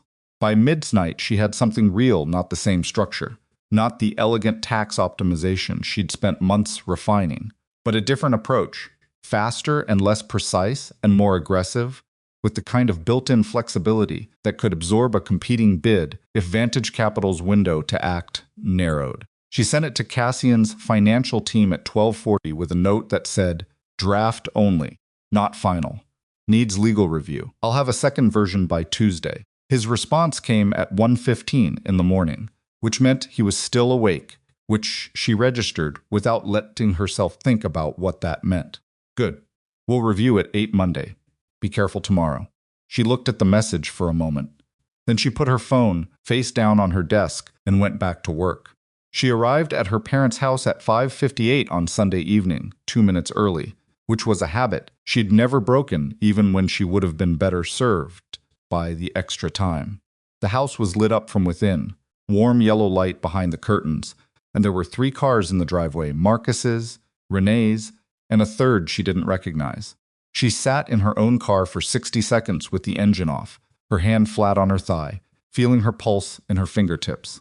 Steady. Faster than resting, but steady. She'd placed her phone in her breast pocket an hour ago with the recording app already running, saved and uploading to a cloud Patricia had access to in real time. In her bag, in a folder, printed copies of the group chat messages, Marcus's Vantage Capital emails, the phone transcript between Marcus and Renee, and the access logs Cassian's team had provided. She was not walking in empty-handed. She got out of the car. The front door was unlocked. She let herself in and stood for a moment in the foyer, the same foyer where she'd stood 3 weeks ago with gifts in her arms and a smile she'd carried from Houston, listening to her family laugh. The house smelled like her mother's cooking, something with garlic and butter, and for a moment, just a moment, the smell hit somewhere below the level of rational thought, somewhere that remembered what it had been like to come home before she understood what home actually was. She walked toward the living room. They were all there. Delphine on the couch, her hands clasped in her lap, wearing her church clothes on a Sunday evening, which meant she'd made a decision about the emotional register she was aiming for. Leon, in his recliner, sitting forward rather than back, the angle of a man who was paying attention rather than coasting. Marcus standing near the fireplace, with his hands in his pockets he'd shaved. She noticed, and the frantic energy from the sidewalk encounter was gone, replaced by something more controlled, which meant he'd had a conversation with a lawyer, or a plan, or both, and Renee on the love seat, legs crossed, her face arranged in an expression of careful consent that Zariah now read as clearly as a document. The third car outside. She looked around the room and found the answer quickly, a man she didn't know, sitting in the straight-back chair by the bookcase. 50s, gray at the temples, a blazer over an open collar. He had a yellow legal pad on his knee. "Who is this?" she said. Delphine stood. "Baby." "Who is this man?" "His name is Alan Greer," Marcus said. His voice was the managed version, the posed professional voice he used in meetings. "He's the family attorney. He's the man who left me a voicemail, asking me to coordinate a unified response to a federal investigation." She looked at Greer directly. "I don't have an attorney-client relationship with you. You don't represent me. If you attempt to speak to me tonight in any professional capacity, I will have my own counsel present a complaint to the bar within 48 hours. Greer looked at her, then at Marcus. He closed his legal pad. "He's just here to help us communicate," Delphine said. "He's here to monitor what I say and use it." Zariah looked at her mother. "I know that, Mom. I know that's what this is." She set her bag down on the coffee table deliberately, in the center, where everyone could see it. "But I came anyway, because I want to talk to you, all of you, and then I want it to be over." The room went still, the particular stillness of people recalibrating. "Sit down, sweetheart," Delphine said, and the warmth in her voice was genuine, in the way a skilled thing is genuine, real material, real craft, real effect. Zariah had spent 32 years mistaking the craft for the feeling. She sat, not on the couch next to her mother, in the armchair that put her back to the wall, and let her see all of them at once. "You've been avoiding us for 3 weeks, Delphine began. "I've been protecting my accounts and building a legal record," Zariah said. "There's a difference." Leon shifted in his recliner. "Zariah, there's no need to, Dad." She looked at her father, and something in her voice made him stop, because she had never in her life spoken to her father in that particular register, not disrespectful, just utterly unimpressed. "I'm going to talk. All of you are going to listen. Then you can respond. But right now, I'm going to talk. A beat, Leon's jaw tightened. He sat back. She opened her bag. She took out the folder and held it in her lap without opening it yet. I know about the group chat, she said. Renee's crossed leg went still. I know about the formula. I know which emotional angles each of you was assigned. I know you tracked my promotions. I know about the commentary on my weight, my dating life, my loneliness. She said each thing with the same measured pace, watching their faces, noticing what moved and what didn't. I know you considered the fact that I was afraid of being alone to be an operational advantage. The silence in the room was a different quality now, not the careful stillness of people recalibrating. The held breath stillness of people who've realized the thing they thought was contained is not contained. We never said any of that, Renee said. Zariah looked at her sister. Would you like me to read it aloud? Renee's mouth closed. I know about the $4 million company, Marcus. I know about Mom's rental properties and the beach house. I know Dad's gambling debts funded businesses that turned profitable. I know about $847,000 over 8 years. She opened the folder. She placed the printed group chat pages on the coffee table. And I know about Vantage Capital. The temperature in the room dropped. Marcus's hands came out of his pockets. Zariah, don't. The word hit harder than she intended it to, sharp and immediate, and Marcus actually stopped moving. Do not explain it to me. I've read the emails. I've seen the internal communications from Vantage Capital's own files that refer to my work as information supplied by the architect. I know you positioned it so that if investigators started pulling threads, the first name they'd find was mine. That's not. Marcus's voice cracked. That is not what I... Then what is it, Marcus? She wasn't raising her voice. She didn't need to. What did you tell them? What did you say so that they documented it that way? What exactly was the plan if it worked? If Vantage Capital won the Meridian bid using my architecture, and Draven's people started asking questions, and the trail led to the Draven financial team's own strategist. She looked at him. What was I supposed to do then? He looked away from her. He looked toward the window, toward the wall, toward anywhere that wasn't her face. You were going to let them think it was me, she said. You would have watched them come after my career, my reputation, potentially my freedom, and you would have... She stopped. The hot pressurized thing was back, higher this time, closer to the surface. She breathed through it.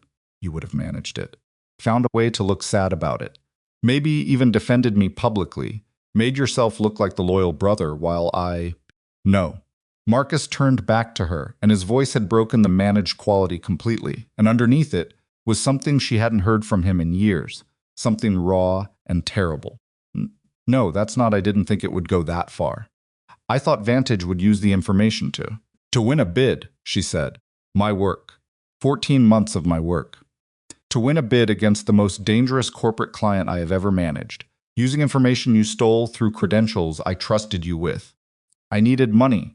You have $4 million, she said it quietly. Marcus, his mouth closed. You have a $4 million company that you let me believe was failing for 3 years. She looked at him steadily. You didn't need the money. You needed me to seem useful. You needed me close and compliant and convinced that my value to this family was financial. Because as long as I believed that, she stopped. As long as I believed that, you had access to everything I worked for. The fire crackled. Somewhere in the kitchen, something on the stove made a small sound. Delphine was looking at her hands. Leon was looking at the floor. Renee had uncrossed her legs and was sitting forward, her arms crossed over her chest, and her face had done something complicated that Zariah couldn't fully read, part shame, part defiance, part something that might have been grief, if Zariah had been willing to give it that much benefit. Then Delphine looked up. We're family, she said. The warmth in her voice was still there.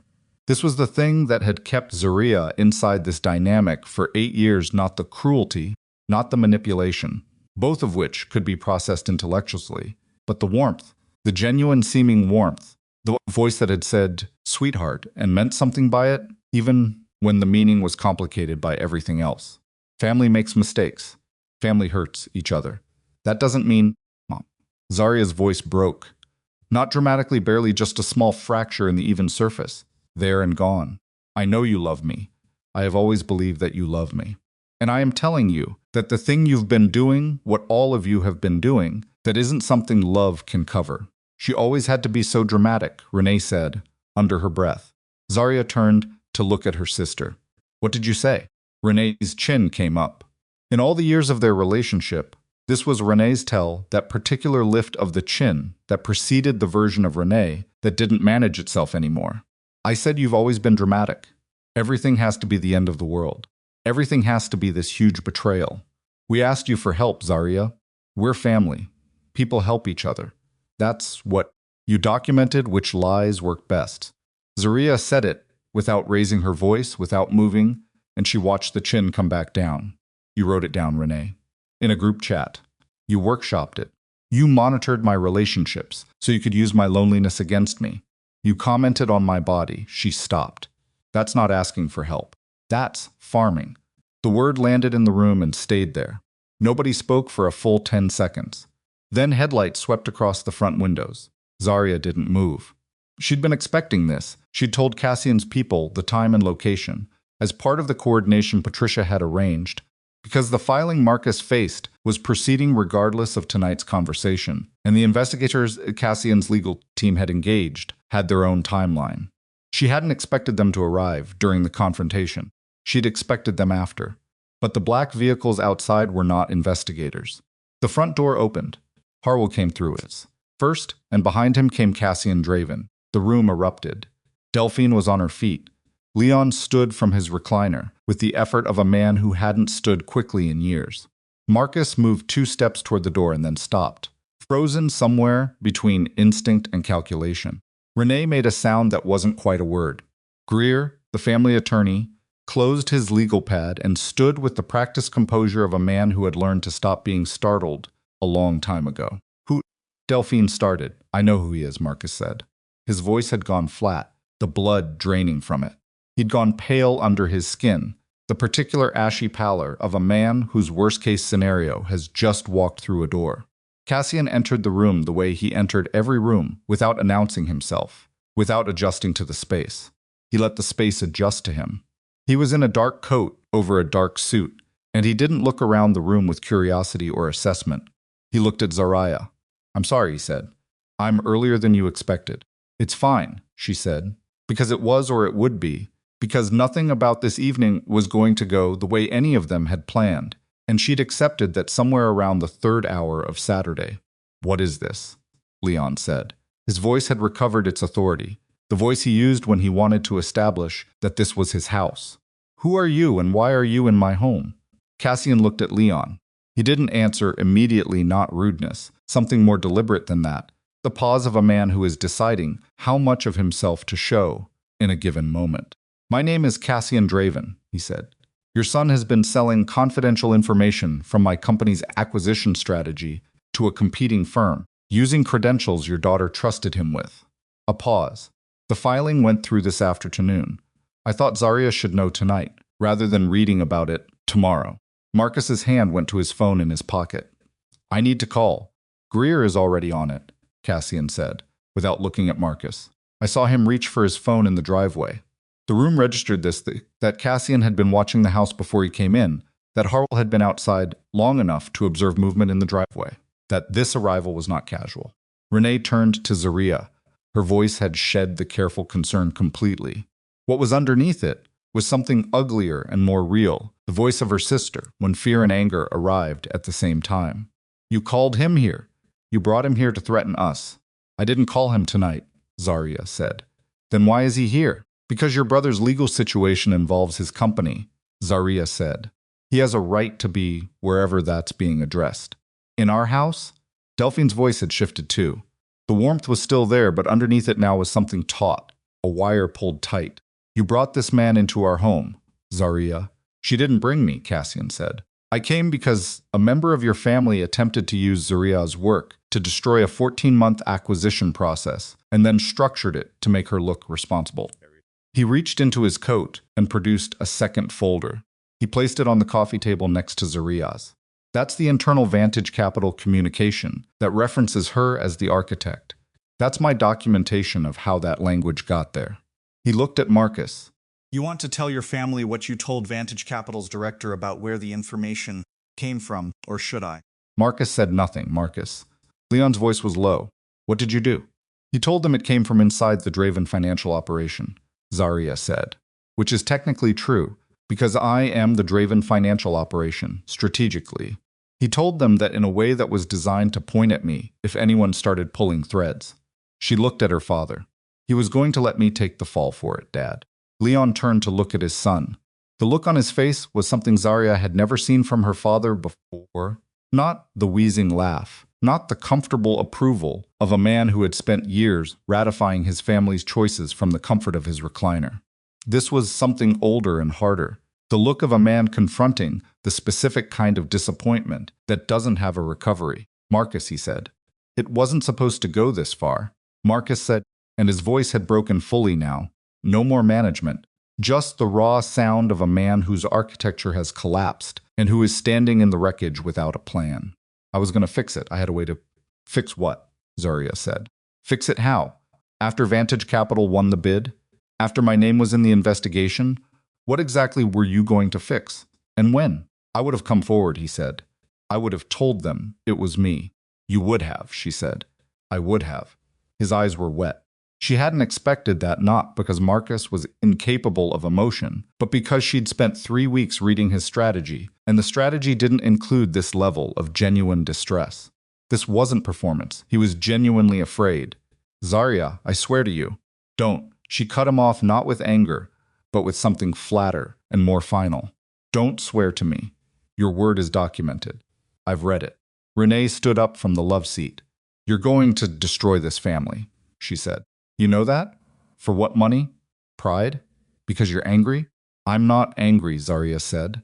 And the terrifying thing, the thing that would stay with her long after tonight, was that it was true. She wasn't angry, she was clear. Anger was hot and urgent, and demanded something. What she felt was surgical, precise. The opposite of demanding it was simply seeing, with complete accuracy, what was in front of her. I'm done, Renee. There's a difference. You'd let your own brother go to prison. Your brother made choices that have legal consequences, Cassian said, his voice cutting across Renee's with the quiet authority of someone who doesn't need volume to command a room. The filing is done. That process exists outside of anyone in this room's decision-making now. Renee turned on him with the full force of accumulated fear and fury, and Zariah watched her sister make the choice to aim it at the most powerful target in the room, which was either brave or catastrophically miscalculated. You don't have anything to do with this family. You don't have the right to come into this house, and he didn't come here for the family, Zariah said. He came here for me. The room went still again. A different quality of still this time. Renee stopped talking. Delphine looked at Zariah with an expression that was trying to be several things at once, searching, hurt, something that might have been the beginning of actual understanding, arriving too late and in the wrong conditions. Cassian didn't say anything. He didn't confirm or deny or elaborate. He simply stood in the room and let the statement exist. Nobody will ever want you the way family does, Delphine said, and her voice had gone soft again, the warmth back in full, and Zariah recognized it as the last weapon in the kit, the one her mother kept sharpest. Whatever you think we've done, we're still here. We're always going to be here. You don't have to make this into something that can't be undone. Zariah looked at her mother. She looked at the woman who had called her sweetheart 3,000 times and laughed in her kitchen and written, "She needs us." That's not a bad thing in a group chat, while Zariah was in another city working herself to exhaustion to pay medical bills that hadn't been necessary. I know you believe that, Zariah said. I think you've always believed that what you gave me counted as love. I think you're capable of convincing yourself of almost anything when it's convenient. She paused. But I'm not available to be convinced anymore. She stood. She picked up her bag. She left the folder on the coffee table, the group chat messages, the access logs, all of it, because she had copies of everything, and she wanted them to sit with what was in that folder after she left. Wanted it to be the thing in the room when the sound of her car pulling out of the driveway faded. Your decision, Cassian said quietly, beside her, not telling her what to do, confirming that the choice was hers. She looked around the room one more time. Her father, still staring at Marcus with that devastated look. Her brother, standing near the fireplace with wet eyes and nowhere to go. Her sister, her arms crossed, her chin coming back up even now, even here. Her mother, on her feet, hands reaching slightly forward, the gesture of a woman who still believed that touch could resolve what words hadn't. Zariah had spent 8 years being afraid of this exact moment. The moment she stopped being the one who fixed it. The moment she chose herself and left them standing in the wreckage of what they'd built without her. She had imagined it would feel like burning. It felt like cold air, like stepping out of a room that had been too warm for too long. I love you, she said to her mother, because it was true, because truth mattered even here, even at the end. I loved all of you, and if this is what your love costs, I can't afford it anymore. She walked to the door. Cassian moved with her, not ahead, not behind beside, which she registered in the wordless way she was registering everything tonight. At the door, her mother's voice came one more time. Zariah, nobody else will love you like we do. She didn't stop walking. She pushed through the door and into the cold, and behind her she heard Delphine's voice break on the last word, the real grief of it, the genuine loss underneath all the strategy. And she let herself feel the real thing that had always been tangled up with all the other things, because pretending it wasn't there would have been its own kind of lie. She felt it. She kept walking. The night air hit her face and she exhaled once, long and uneven, and kept moving toward her car. Behind her, she heard the door close. She heard the sound of Cassian's footsteps on the front walk. Then she heard another sound. A car, arriving too fast for the residential street headlights, sweeping hard across the driveway. It stopped at an angle that blocked both her car and the black vehicles Cassian had arrived in. A door opened. A man she didn't know, young, in a jacket too light for the temperature, got out and walked toward Harwell with something in his hand. Harwell moved. Fast, decisive, his body placing itself between the man and Zariah in a way that told her this was not an unexpected visitor. This was something Harwell had been watching for. Cassian's hand was on her arm, not grabbing a specific pressure, steering, moving her back toward the house without running, controlled urgency. What is this? She said. Get inside, Cassian said, and his voice was a different register than anything she'd heard from him before. Not afraid, not even particularly alarmed, but stripped of every layer of the boardroom and down to something direct and operational. Now she moved. She was inside the door before she fully processed the decision, and she heard Cassian behind her and Harwell's voice outside, calm and low, and then 2 other voices she didn't recognize, and the cold air coming in through the open door, and her family staring at her from the middle of the living room with expressions that had lost all of their strategic arrangement and were simply, rawly human. What's happening? Marcus said. Zariah looked at Cassian, who had positioned himself just inside the door, his attention entirely on the window facing the driveway. His jaw was set. His phone was in his hand. Cassian, she said. He looked at her. In the full lamplight of her parents' living room, stripped of the controlled executive distance of his 19th floor office, his face was just a face sharp and tired, and completely focused, and something in his eyes that was, she thought, the same thing she'd seen in her own face in hotel bathroom mirrors at 2 in the morning. The man Marcus was dealing with at Vantage Capital, Cassian said, found out about the leak in their internal communications 3 hours ago. The implications landed in her chest like something physical. They know you have their documents, she said. They know someone does. His phone vibrated. He looked at it, looked back at her. They've been trying to find out who gave me the material, and they've been watching your family's house since this afternoon, because they believe whoever gave me the material was. The man outside wasn't alone. Harwell had clocked 2 others. Before the first one got out of the car, one staying in the vehicle, one positioned near the side of the house where the driveway met the backyard fence. Professional spacing, not random. This had been coordinated before they arrived, which meant Vantage Capital's response to their internal leak was faster and harder than Cassian had anticipated when he'd made the decision to come here tonight. Inside the living room, the Bellrose family had gone completely still.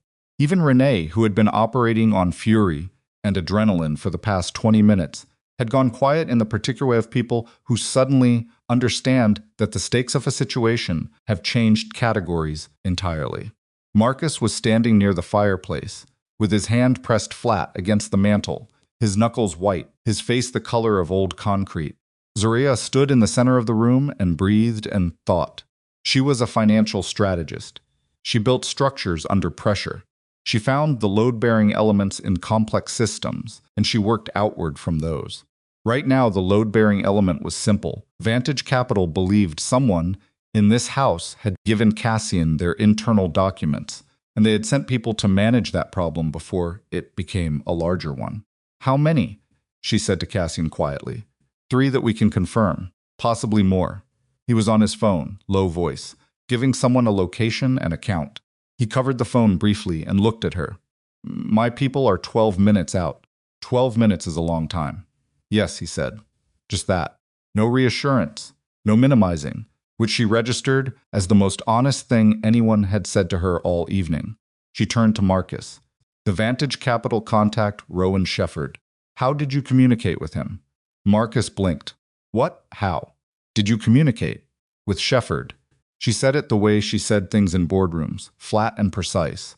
No space in the tone for anything except the answer. Phone. Encrypted messaging app. He paused. Why? Does he have anything on you that places the information transfer at this address, specifically? Marcus's eyes moved. She watched him calculate. No. I used a VPN. Then whoever is outside doesn't know. This is your family's house by tracing the transfer. They know it because they followed either me or Draven here tonight. She turned to Cassian. Which one? He'd finished his call. He was watching her with the same expression he'd had in his office the first time she'd started working through a problem. In his presence, not surprised, not directing, just tracking. Me, he said. They've had eyes on my vehicle since yesterday. So they followed you here, and they see a house full of people connected to the breach, and they don't know yet exactly what they have or what you have. She thought for a half second. They're not here to do anything. They're here to watch, to document who's present, to establish a picture of the network before they decide how to respond legally. Cassian looked at her steadily. Probably, he said, unless someone in that car makes a different decision. She accepted that, okay. Zariah, Delphine said. Her mother's voice had shed everything. The warmth, the careful calibration, the instrument quality that had been part of every conversation for 32 years. What was left was just a woman in her own living room who was frightened. What is happening? Marcus sold information he shouldn't have to people. He shouldn't have sold it to, Zariah said. Those people are outside because they're trying to understand how much trouble they're in. She looked at her mother. Stay away from the windows. Delphine sat down. Leon, who hadn't spoken in 10 minutes, said, Should we call the police? My people are handling it, Cassian said. Your people? Leon repeated. And there was something in his voice, not accusation, just the sound of a man in his 70s, reckoning with how far outside his understanding the situation had traveled. He sat back in his recliner, slowly, and he looked old in a way he hadn't looked when Zariah arrived. Not physically older, something in the arrangement of his face, the drop of the shoulders, the way his hands rested on his knees. The recliner had always been where Leon went to ratify things. Right now, it just looked like a place to sit. Harwell came back inside. He closed the door behind him and addressed Cassian in a voice low enough that the family couldn't hear clearly. Cassian listened, nodded once, said something back. Harwell went to the window, not to the center of it, to the edge, the sill, looking out at an angle. The car hasn't moved, Cassian told Zariah. They're documenting, not approaching. Then we wait, she said. We wait. She sat down. Not on the armchair she'd chosen when she came in. She took the end of the couch, which put her closest to the door, and gave her a sightline to both the window and the room. Marcus stayed at the fireplace. Renee had sat back down on the love seat and was staring at the floor. Greer, the family attorney, was in the corner with his phone, doing what lawyers do when situations move outside their prepared materials. Nobody spoke for 4 minutes. The fire made small sounds. Outside, nothing moved that they could see. It was Renee who broke first, which surprised Zariah. She'd expected Marcus, whose silence had a more desperate quality. But Renee looked up from the floor and looked at her sister and said, in a voice that had nothing left in it to perform with, Are we in danger? I don't think so, Zariah said. Not physical danger. Legal danger, yes. Because of Marcus. Because of choices your family made. She said it without sharpness. Just true. Renee looked at her for a long moment. Her face was doing something complicated, cycling through several things too quickly to name, and then it settled into something Zariah had almost never seen on her sister's face, not shame exactly, but the expression adjacent to it, the one that lives in the moment before a person decides whether to keep going or to finally stop. I knew he was talking to someone at another firm, Renee said. I didn't know. She stopped. I didn't know what information he was using. You knew it was mine, Zariah said. Renee's jaw tightened. Then quietly, yeah. The words sat in the room. Marcus didn't look at his sister. Delphine closed her eyes. Why, Zariah said, not with anger. With genuine, exhausted curiosity. Renee. Why? Because he said it would be enough to get us out of.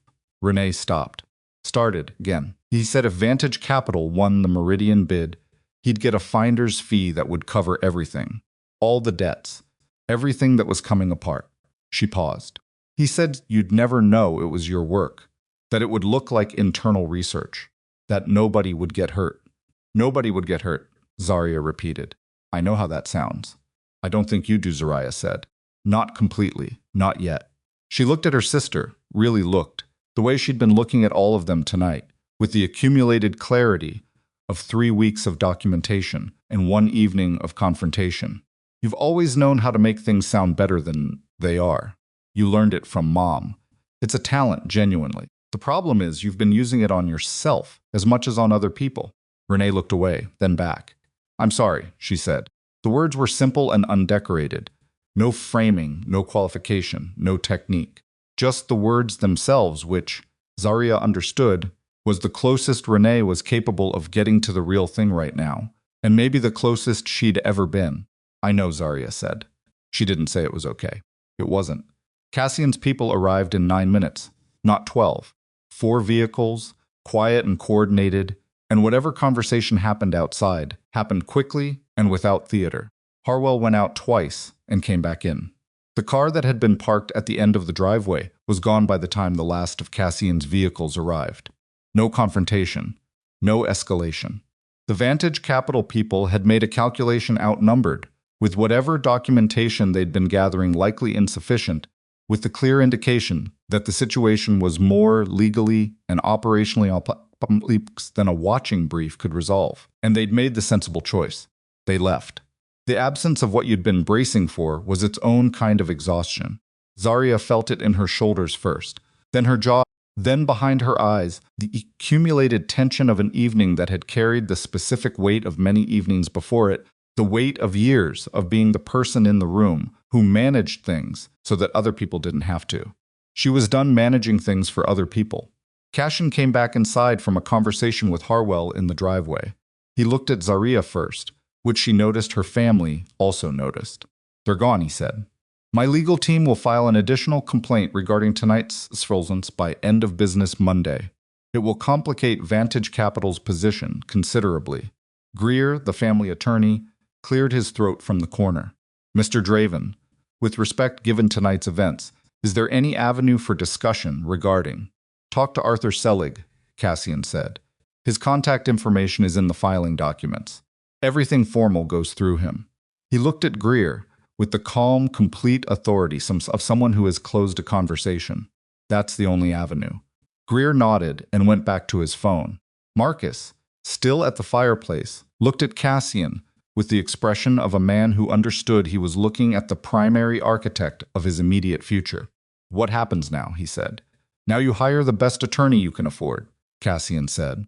And you cooperate fully with the investigators, because the cooperating party in situations like this fares considerably better than the one who doesn't. A pause. That's advice, not a negotiation. Marcus nodded. He looked like a man who'd been standing for too long, whose legs had been working on will for the past hour and were considering stopping.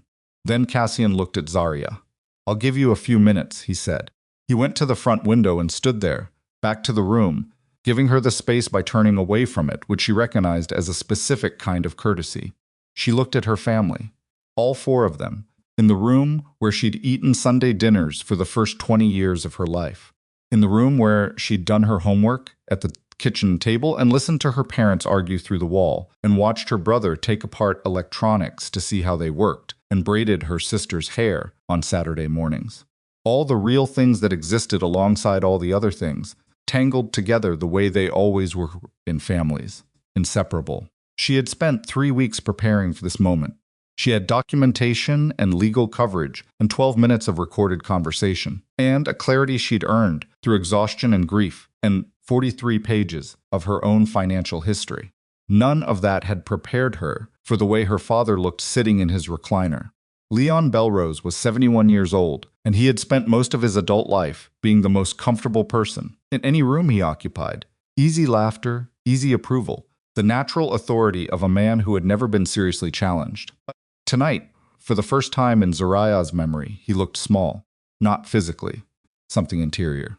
Like something structural had given way. He looked at her. "I didn't know about the Vantage thing," he said. "I want you to know that. I believe you," she said. And she did. Leon's operational role had always been ratification, not initiation. He approved, he didn't architect. That was probably how he'd managed to sleep easily for 8 years, because he'd never been the one who made the plan, just the one who nodded and laughed. "I'm sorry," he said. And unlike Renee's apology, which had been real but limited by what Renee was capable of, her father's apology carried something heavier. The weight of a man who understood, in this room tonight, what his easy comfort had cost the daughter, who'd been carrying his ease along with everything else. She nodded once. She didn't have more than that for him right now. She looked at her mother last. Delphine had aged 10 years in one evening. Not dramatically, not the cinematic collapse of someone who had never faced consequences. More subtle than that, more honest. The careful management of her face, the deployment of warmth and tremulousness, and sweetheart, all of it had simply retired. What was left was a woman in her late 60s, sitting on a couch in her own living room, understanding, perhaps for the first time, without the protection of justification, what she had done. "I told myself we were helping you," Delphine said, "giving you a reason to work hard, keeping you connected." She stopped. "I told myself that so many times it started to feel like truth." "I know," Zariah said. "That doesn't make it," Zariah said. "It doesn't." Delphine's hands were in her lap, clasped, the knuckles pressed together. "Are you going to be okay?" The question was so simple and so insufficient, and so genuinely meant that Zariah had to look away for a moment. She looked at the fireplace, at the fire that had been burning all evening, through everything that had happened in this room. Then she looked back. "Yes," she said, "I'm going to be okay." She stood. She picked up her bag. She left the folder on the coffee table where she'd placed it an hour ago, the group chat messages, the financial records, all of it. She had copies of everything. She wanted them to have the originals. She wanted the documents to live in this house, to be the thing her family looked at when they tried to reconstruct the story of what had happened. "I'm going to send formal legal documentation this week," she said. "Cease and desist for any further financial requests. Formal separation of our accounts and any shared legal instruments. My lawyer will handle it." She looked at her mother. "I'm not doing this to hurt you. I'm doing it because it's what's true." Delphine nodded. Her eyes were wet. She didn't reach forward this time. Zariah looked at her brother. Marcus had sat down at some point in the last few minutes, had folded himself into the chair by the bookcase where Greer had been sitting. He looked up at her. "The Meridian restructuring," she said. "The alternative architecture I've built. It's going to work. Draven Group will close the deal." She paused. "Your information didn't do what you needed it to do, Marcus. I want you to know that." He closed his eyes. "That's all," she said. She walked to the door. Cassian turned from the window when he heard her moving, and they went out together, into the November cold, and behind her, the door closed on the warm interior of the house, and this time, the sound of it was final in a way the soft latch of 3 weeks ago hadn't been. She stopped on the front walk. She breathed. The cold came in clean and sharp, the kind of cold that clarified rather than numbed, and she stood in it for a moment and let it do that. Cassian stopped beside her. Not ahead, not behind. "Okay," he said. "Yes," she said, and then, "No, I don't know." She exhaled, and the breath misted in the cold air and disappeared. "Both. That's honest. I'm done with anything that isn't." They walked to the car together. Harwell was at the wheel, and she got in, and Cassian got in beside her, and the car pulled out of the driveway and down the residential street and turned onto the larger road, and Chicago opened up around them in all its indifferent, illuminated grandeur. And Zariah looked out the window at the city she'd worked herself into for 8 years, and felt the specific sensation of no longer being owed by it. Not free, not healed, not the clean cinematic ending where the hard thing becomes easy, just released. From the particular gravity of people who had mistaken her loyalty for a resource. The meridian closing, she said after a while. 17 days, Cassian said. I'll have the final architecture to your team by Wednesday. I know you will. She looked at him. In the passing streetlights, his face moved in and out of shadow, and she thought about the first time she'd seen him at his window, the contained quality of him, the assessment that was always running underneath the stillness. She thought about him texting her on a Friday evening because something had happened that couldn't wait. She thought about be careful on your way to your lawyer's office, which nobody had said to her in longer than she could remember. Why did you come tonight? She said. The real reason. He was quiet for a moment. The car moved through an intersection, and the lights shifted, and he looked at her with the same directness he'd brought to every conversation they'd had. Because you were going to walk into that room alone, he said, and you were right to go, and you didn't need anyone to protect you from it. He paused. But you didn't have to do it completely alone either. She looked at him for a long time. That's a careful answer, she said, and she heard the echo of her own words from the Monday meeting, and she thought she saw him hear it too. It's the true one, he said, and that echo too was deliberate. She turned back to the window.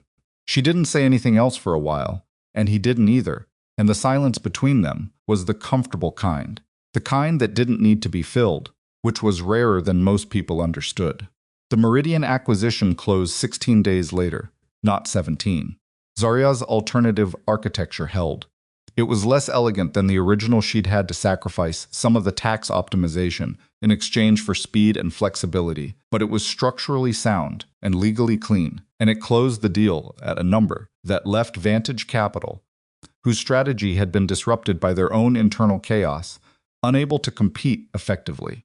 She was in the conference room on the 14th floor of the Draven building when the final documents were signed. She sat at the table with Arthur Selig and 3 other attorneys, and 2 of Draven's corporate directors, and walked through the closing documents page by page, with the same precision she brought to everything. And when the final signature went down, she allowed herself approximately 45 seconds of sitting very still with her hands flat on the table, feeling the completion of it. Then she stood and shook hands and went back to work. Marcus's legal situation took 8 months to resolve. He cooperated as Cassian had advised, and the cooperation produced a result that was consequential but not catastrophic fines, a structured settlement with the Draven Group, and a period of supervised probation that effectively ended his ability to operate in certain corporate sectors for several years. His $4 million company survived, the process diminished, restructured, and under new operational constraints that were, she thought, probably what it deserved.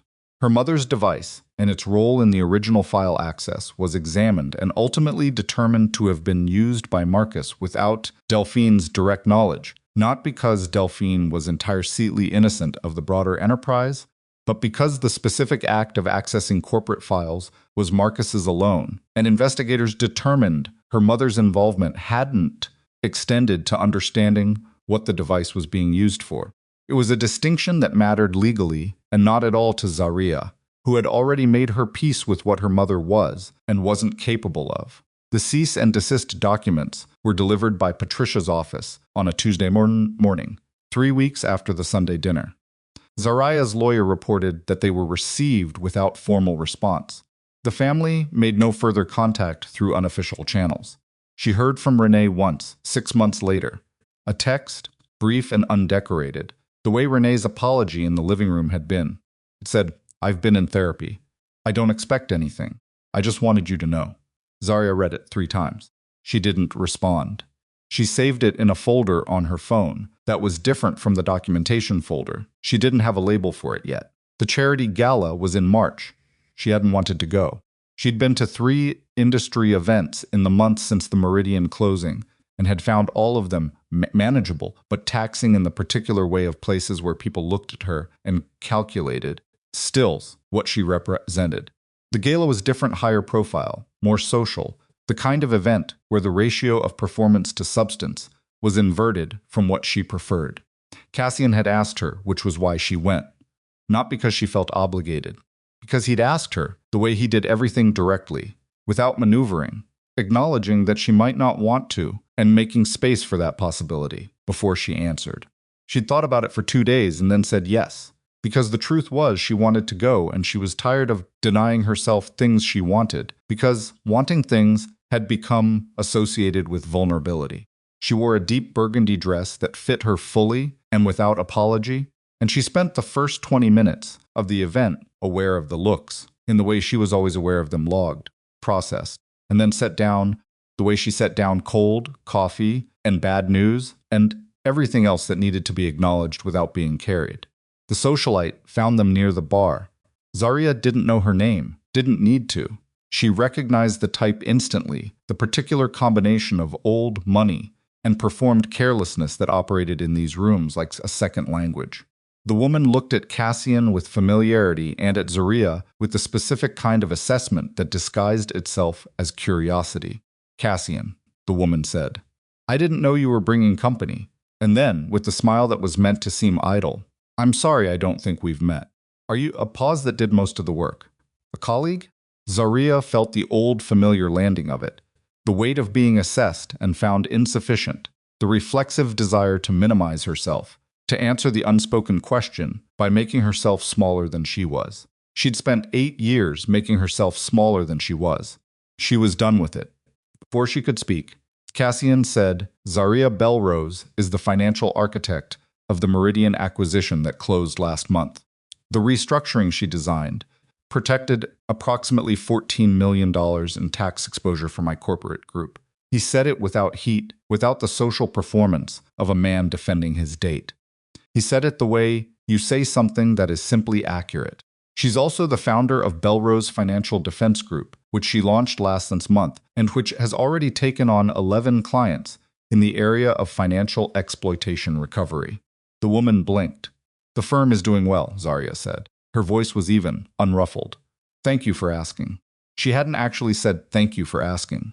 The woman hadn't asked anything, but the social architecture of the interaction didn't allow for a clean response to that. And Zariah watched the woman recalibrate and smile and say something pleasant and move away, and she felt Cassian beside her, not triumphant, not amused, just present. "You didn't have to do that," she said. "I know.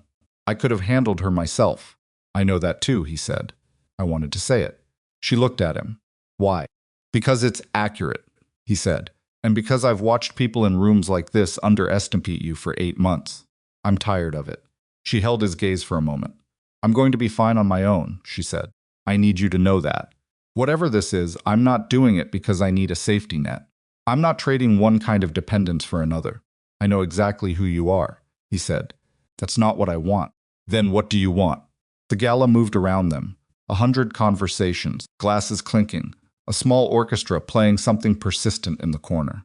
He looked at her the way he'd looked at her in his office, and in her parents' living room, and in the car going home through the lit city, like she was the load-bearing element in a complex structure, the thing the whole thing stood on.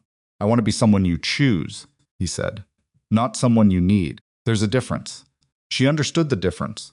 She'd built her entire new life on that difference. "Okay," she said. "Okay?" "Yes," she said. And she almost laughed, not at him, at the situation, at the specific absurdity of having the most important conversation of her adult life in a ballroom full of Chicago's wealthiest people, while the orchestra played something that kept resolving and then starting over. Okay. Bellrose Financial Defense Group occupied 3 floors of a building in the West Loop by the end of its first year. Not the floors she'd imagined when she'd sketched the idea on a legal pad in Patricia's office at midnight. Those had been careful, modest projections, built by a woman who was still calibrating how much she was allowed to want. The reality outpaced them. The firm specialized in financial exploitation recovery, families, partnerships, individuals who had discovered that generosity without documentation was the most effective way to lose everything you'd built. She hired 11 people in the first year and turned away 3 times as many clients as she took. Not because she didn't want to help, but because she was building something sustainable, this time, something that could exist without her sacrificing the edges of herself to maintain it. She was not a perfect person. She still sometimes worked until 2 in the morning and forgot to eat. She was occasionally abrupt with people who didn't deserve it, and over-precise with people who needed warmth. She carried the particular residue of 8 years of exploitation in the form of a vigilance that never quite turned off, a tendency to track the emotional dynamics of any room she entered with the same attention she brought to financial documents. She was working on it, slowly, and without the expectation that working on it would produce a version of herself that no longer needed to. Her family was what it was. The legal matters resolved. The cease and desist held. The distance she'd put in place became geography, then habit, then simply the shape of her life. She didn't celebrate their difficulties. And there were difficulties without Zariah's contributions. The artificial structure of their finances collapsed at its own pace. Properties, debts sold, businesses restructured, the beach house gone by the following spring. She heard these things through the residual connection of shared city and extended family, people who still knew both her and them, and she registered each piece of information with the same flat acknowledgement she gave to any other outcome she hadn't caused and couldn't change. She did not go back to the house on the street with the good light in November. She didn't need to. 5 years later, on a Tuesday evening in October, Zariah stood at the window of her office on the 28th floor and looked at Chicago the way she'd looked at it her whole life, with the particular combination of knowledge and feeling that you only get for a cities you've been broke in, and successful in and heartbroken in and rebuilt in, a city that has your fingerprints on it. Behind her, someone knocked on the open door. She turned. One of her senior analysts, a young woman named Bria, who reminded Zariah of herself at that age in ways that were sometimes difficult to look at directly, the same careful competence, the same tendency to absorb more than she distributed, the same slight compression of herself in rooms where she wasn't sure of her welcome. "Client call in 20, Bria said. "The new referral from the estate attorney." "I'll be there," Zariah said. "Close the door for me?" Bria nodded and pulled the door almost shut, and Zariah turned back to the window. She thought about the hotel room at 2 in the morning, and the laptop, and the number that had burned across the screen. $847,000. Nearly $1 million. The cost of 8 years of believing that love meant making yourself useful to people who had decided useful was all you were. She thought about what she'd built since. Not just the firm, not just the professional architecture of a life that answered to itself. The harder thing, the internal reconstruction, the slow and non-linear work of becoming someone who was not defined by what others took from her. That work didn't have a closing date or a final document. It was ongoing, and sometimes it went backward. And sometimes she sat in her office at the end of a long day and felt the pull of the old gravity, the instinct to make herself smaller, to give more than was asked, to measure her value by what others received from her. She felt the pull. She didn't follow it.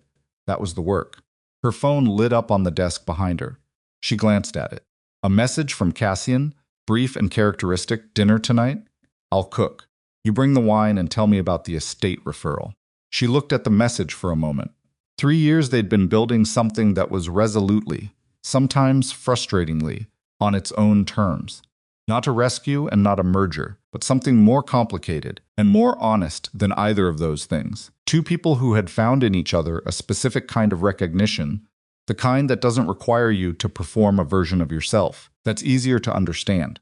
He had dismantled his criminal enterprise piece by piece, slowly, without fanfare, not for her, though she'd been present while he did it, but because the man who had watched Zariah Bellrose rebuild herself from the wreckage of 8 years of exploitation had run out of patience for the wreckage in his own life. That process had taken time and cost things she hadn't been fully witness to, and left him with a corporate group that was entirely legitimate and a personal history that was entirely complicated. Neither of them was uncomplicated. Neither of them pretended otherwise. She typed back, 7. "I'll bring the wine. You cook the thing with the leeks, not the other thing." His response came in under a minute. "The other thing is better, and you know it." She smiled. It was a small smile, unperformed, the kind that happens before you know it's happening. She put the phone in her pocket, and turned back to the window for one more moment. The city in October, the particular light of early evening, the lake somewhere to the east, doing what the lake always did, enormous and indifferent and beautiful. She had built this. The view, the office, the firm the life. She had built it in the specific way you build things. When you finally understand the construction not to offer as proof of your value to people who've decided in advance what you're worth. Hers. She turned from the window and walked to the conference room where her client was waiting, and she did the work she was extraordinarily good at, and the city held itself outside the glass. And nothing about it was simple, and she was exactly where she was supposed to be.